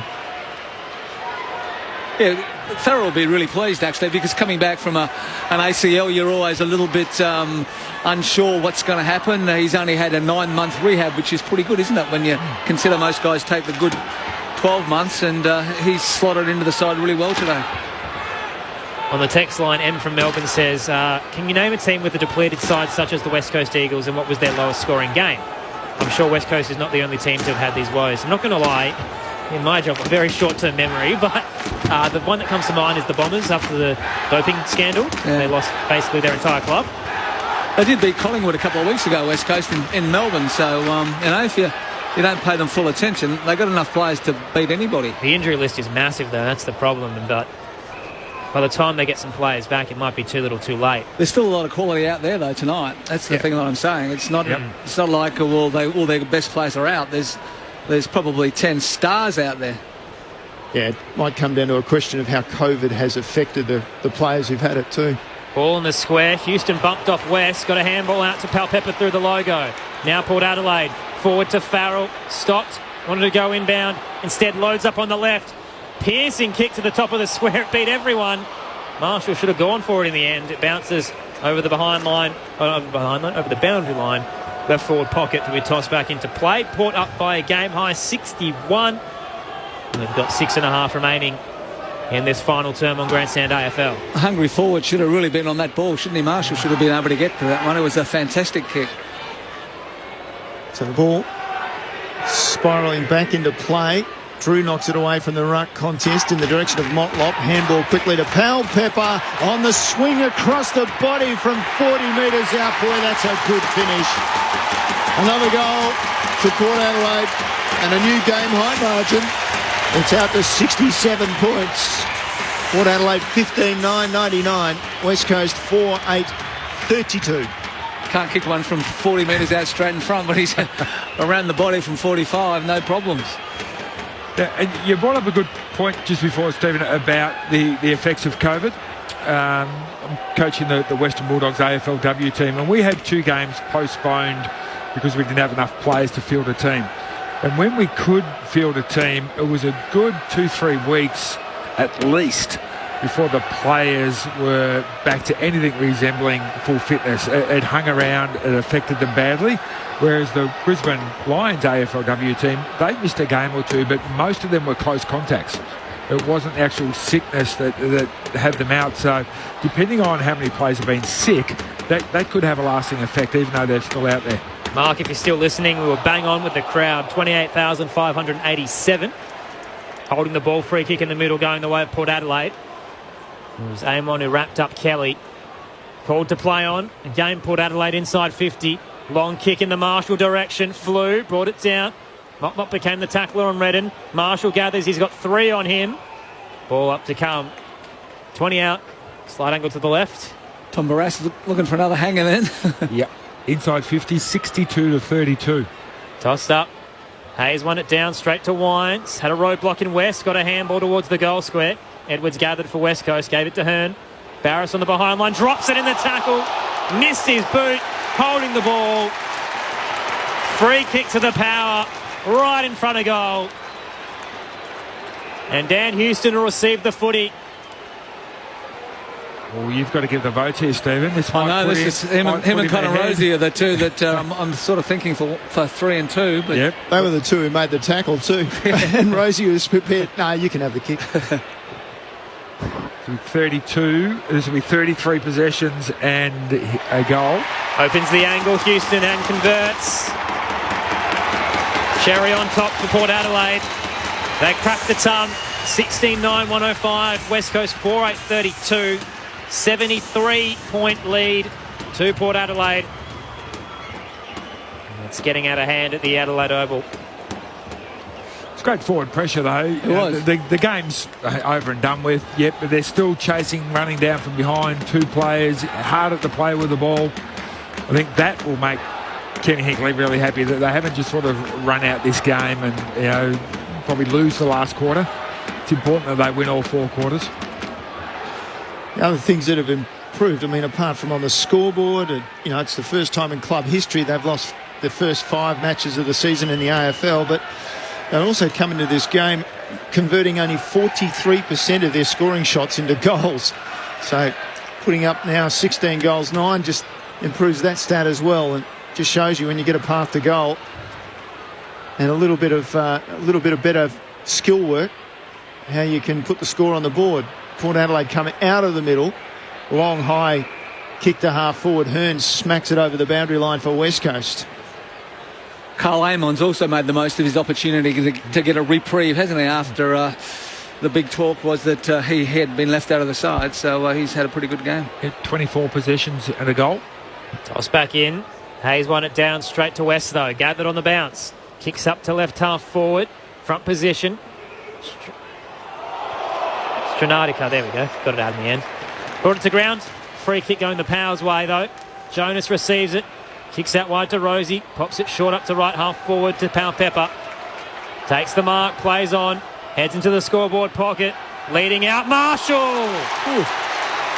Collided heavily with a teammate. Steve cleaned up Motlop. He's got a corky on the other leg now. But Marshall's claimed it, and he's popped straight back up as well. He wants his 5th. 45-degree angle to the right. 20 out from goal. Ooh, that was nasty, wasn't it, the way he fell into Motlop? He had no control of what he was doing, but it was a terrific mark, and that's what would really warm the heart of Port supporters, to see Todd Marshall attack the ball like that and mark it well above the opposition. It was a terrific effort. It's probably the mark of the night, that one. Had a career best 5 in the showdown. Looking to equal it. From 30, Marshall's got a handful.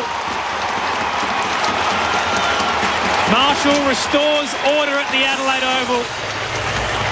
The Power laying down the law. They're going to beat West Coast for the first time at this venue. 79 points the margin. 17-9, 111. West Coast 4-8-32. They looked to be just going through the motions, didn't they? The first probably 10 minutes of this quarter, the Eagles were able to kick the first 3 goals and take the margin back to 42. But since then, Port have really kicked into gear, particularly around the middle of the ground. Won a lot of stoppages. Rosie's been instrumental in getting the ball up the middle. Travis Boak just continues to run hard. And I think Willem Drew has been one of the real unsung heroes tonight. He's had 26 possessions, had 13 of those contested and 10 tackles, 9 score involvements. So he's had another terrific game. Very underrated player in Port Adelaide. First time Port and West Coast have played at the Adelaide Oval since 2018. So that's because of COVID and playing other matches across in Perth. Out of the middle, Aaron hand pass by Shuey, turns it over. Hand pass to the ruckman Hayes from Boak, and then they gave it to Burton, and now they move it down to half forward. Going back, taking a strong mark was Foley for West Coast with the intercept into Kelly. They go through the corridor now as Kelly takes the mark, and they spread the hand passes. Redden, and then back to Kelly through his hands over the top. Fortunately finds Naish wide with his hand pass to Hearn, and then Hearn with a short pass down to half forward finds Waterman. Waterman, disposal number 33 coming up.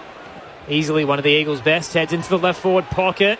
Early rise from plenty of players. Jones waited at the back. Gave it straight to Cripps though. Handball off. Stranadica on debut. Kicks a goal. No, he didn't. Oh, he's missed. They're on the left-hand side. Oh, it looked good off the boot. Unfortunate for the former Docker. Lachie Jones has actually made quite a few blues when he's had the ball tonight. He's fumbled it a fair bit, and then when he has gathered it, just a panic handball straight to a West Coast player. I was thinking that before, so some players may not handle being the sub that well, and he's one that looks like he hasn't handled that well at all. He's been very sort of uptight. Hasn't he? Yeah. So, from the kick in, Amon got the ball eventually off the pack and just tumbled the ball down the ground on that eastern wing. Port Adelaide, or rather West Coast, come the other way. Nelson with the mark, signalling to with it and to go back inside defensive 50. He's done that. They've switched the play from the east to west. It's come across to Rioli. Down the line near the interchange gates he goes. Starling taking the mark. Back. Port Adelaide's got a defensive setup. Darling goes down the line with his kick. Alia with the intercept. And he hasn't quite been informed, but looks like he's still struggling a little bit with injury. Handball's off to Bonner. He goes down the line. Marshall just works with it and under the ball. Back on it. He chases it into the pocket, kicks it mid-air, centres it up. Barras should pick it up. He does. Then he's in trouble. Had to release the hand pass. Motlop picks it up across the body and got the perfect bounce. Didn't quite kick it as well as he wanted, but he got the bounce. Port Adelaide had another one on the scoreboard. Motlop's first of the evening. And look at that now. It's a whopping Port Adelaide score. 18-9, 117. West Coast 4-9-33. We're 32, almost 33 minutes into the final term. 7-goal-1 in this last quarter after probably the first 10 minutes they didn't score. So they've really finished it off. And you mentioned Berkey in the call. Hinkley would have wanted them to finish the game off, and they've been able to do that. Yeah, they didn't score in that first 10 minutes. It was 3 goals straight from West Coast to nothing from Port Adelaide. A 84-point deficit is their equal 20th biggest loss. So they've had significantly worse if you want to go glass half full Eagles fans. Hasn't been your night, unfortunately. Freo and Carlton still to come at Perth Stadium, though. Stay with us on Grandstand AFL. In the middle, one down towards Shuey. Got it to O'Neill. The Eagles with the clearance through Williams. Pops it up into the 50. Sat up short on the paint. On the bounce, Cripps paddled it down looking for Langdon. Gave it back to Cripps, who's wrapped up in a tackle by Bonner. Ball up to come, 49 out. Slight angle to the right. Here's the reset. Knocked down by Williams. Straight to Wines, though. Quick clearance for the power. Up to the logo western side. Hearn sliding in. Will take the intercept mark for the Eagles. Shannon Hearn just taking his time. Two-time premiership player in the SANFL before his 18th birthday, and is then drafted by West Coast. Obviously a premiership player with West Coast as well, as he goes back, and then they try to go through the middle of the field. West Coast cut off. Port Adelaide turn it over. Forward hand pass finds Boat from Wines. Then inside forward 50, missed with a kick. Edwards intercepts for West Coast. Immediately straight across to Hearn, who says, let's just hold it up. Let's just mark down the clock. Back and forward with a couple of stats. Kicks are so short, they're called to play on. Eventually he exits, just hits the paint of defensive 50 to Shuey, who goes back to Hearn again. Called to play on. Gee, they're just begging for the siren. Hearn heads down the line. One's got a hand to it. And there it is. After 6 long weeks, the power's back on at the Adelaide Oval. Port Adelaide dismantle the West Coast Eagles. An 84-point victory to record their first win of season 2022. 18-9, 117 the power. The Eagles, 4-9, 33.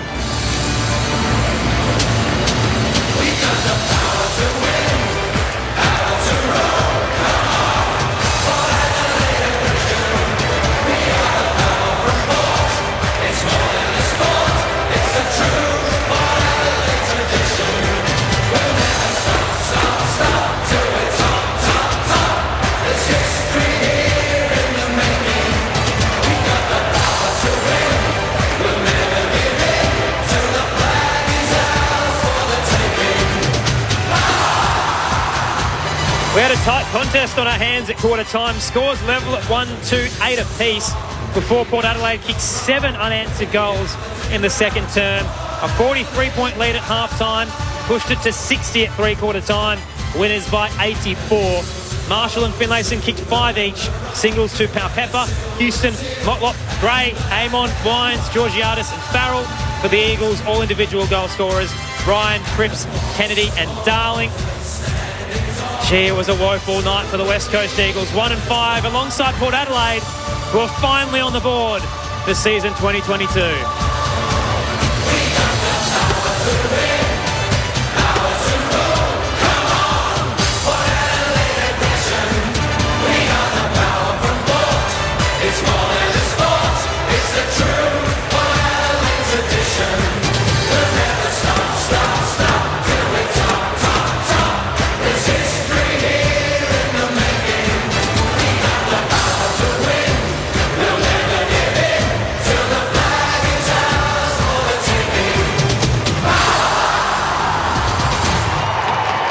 That's one way to record your first victory.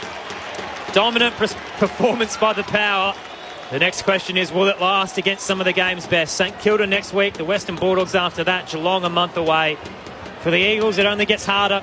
Richmond, the Lions, Melbourne, the Giants to come.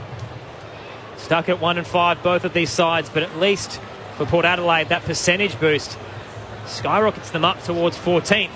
The Eagles stuck down in 17th. Coming up shortly, we'll take you to Perth Stadium for Fremantle and Carlton. Patrick Cripps will play. No late changes there. Bailey Banfield, the sub for the Dockers. Jordan Boyd for the Blues. In the meantime, we've got about 15, 16 minutes with you. We'll try to get in the rooms for the song. But let's head downstairs for the presentation of the Peter Badco Medal. Peter Badco, VC, who was the last South Australian to be awarded the military's highest honour for bravery, the Victoria Cross. Major Badco's Victoria Cross was awarded for not one, but 3 actions of bravery in Vietnam, which occurred between February 23 and April 7, 1967. The winner of tonight's medal has been selected by 6 industry representatives. Tonight, the medal will be presented by John Kelton. The winner of the Badco Medal, whose conduct and play during tonight's game best exemplifies the Anzac spirit, displaying skill, courage in adversity, self-sacrifice, teamwork and fair play. From the Port Adelaide Football Club is Connor Rozee. Connor Rozee, 32 disposals, 5 tackles. He had 15 contested possessions. The best game of his career. The highest disposal count for sure. Unfortunately, I gave him 2. I had Dan Houston at 3, and I switched them at the last minute because of that goal. But I'll take it. Connor Rozee, your Peter Badco medalist. I'll be quick. First of all, thank you to our supporters. Again, best in the country, so thanks for coming out every week. It's been a tough start to West Coast. You guys will be better for it. It's been a tough year for both of us. It's a long year. And last of all, to my boys, really proud of you. Like I said, it's a tough start, 0-4, but it's a long year.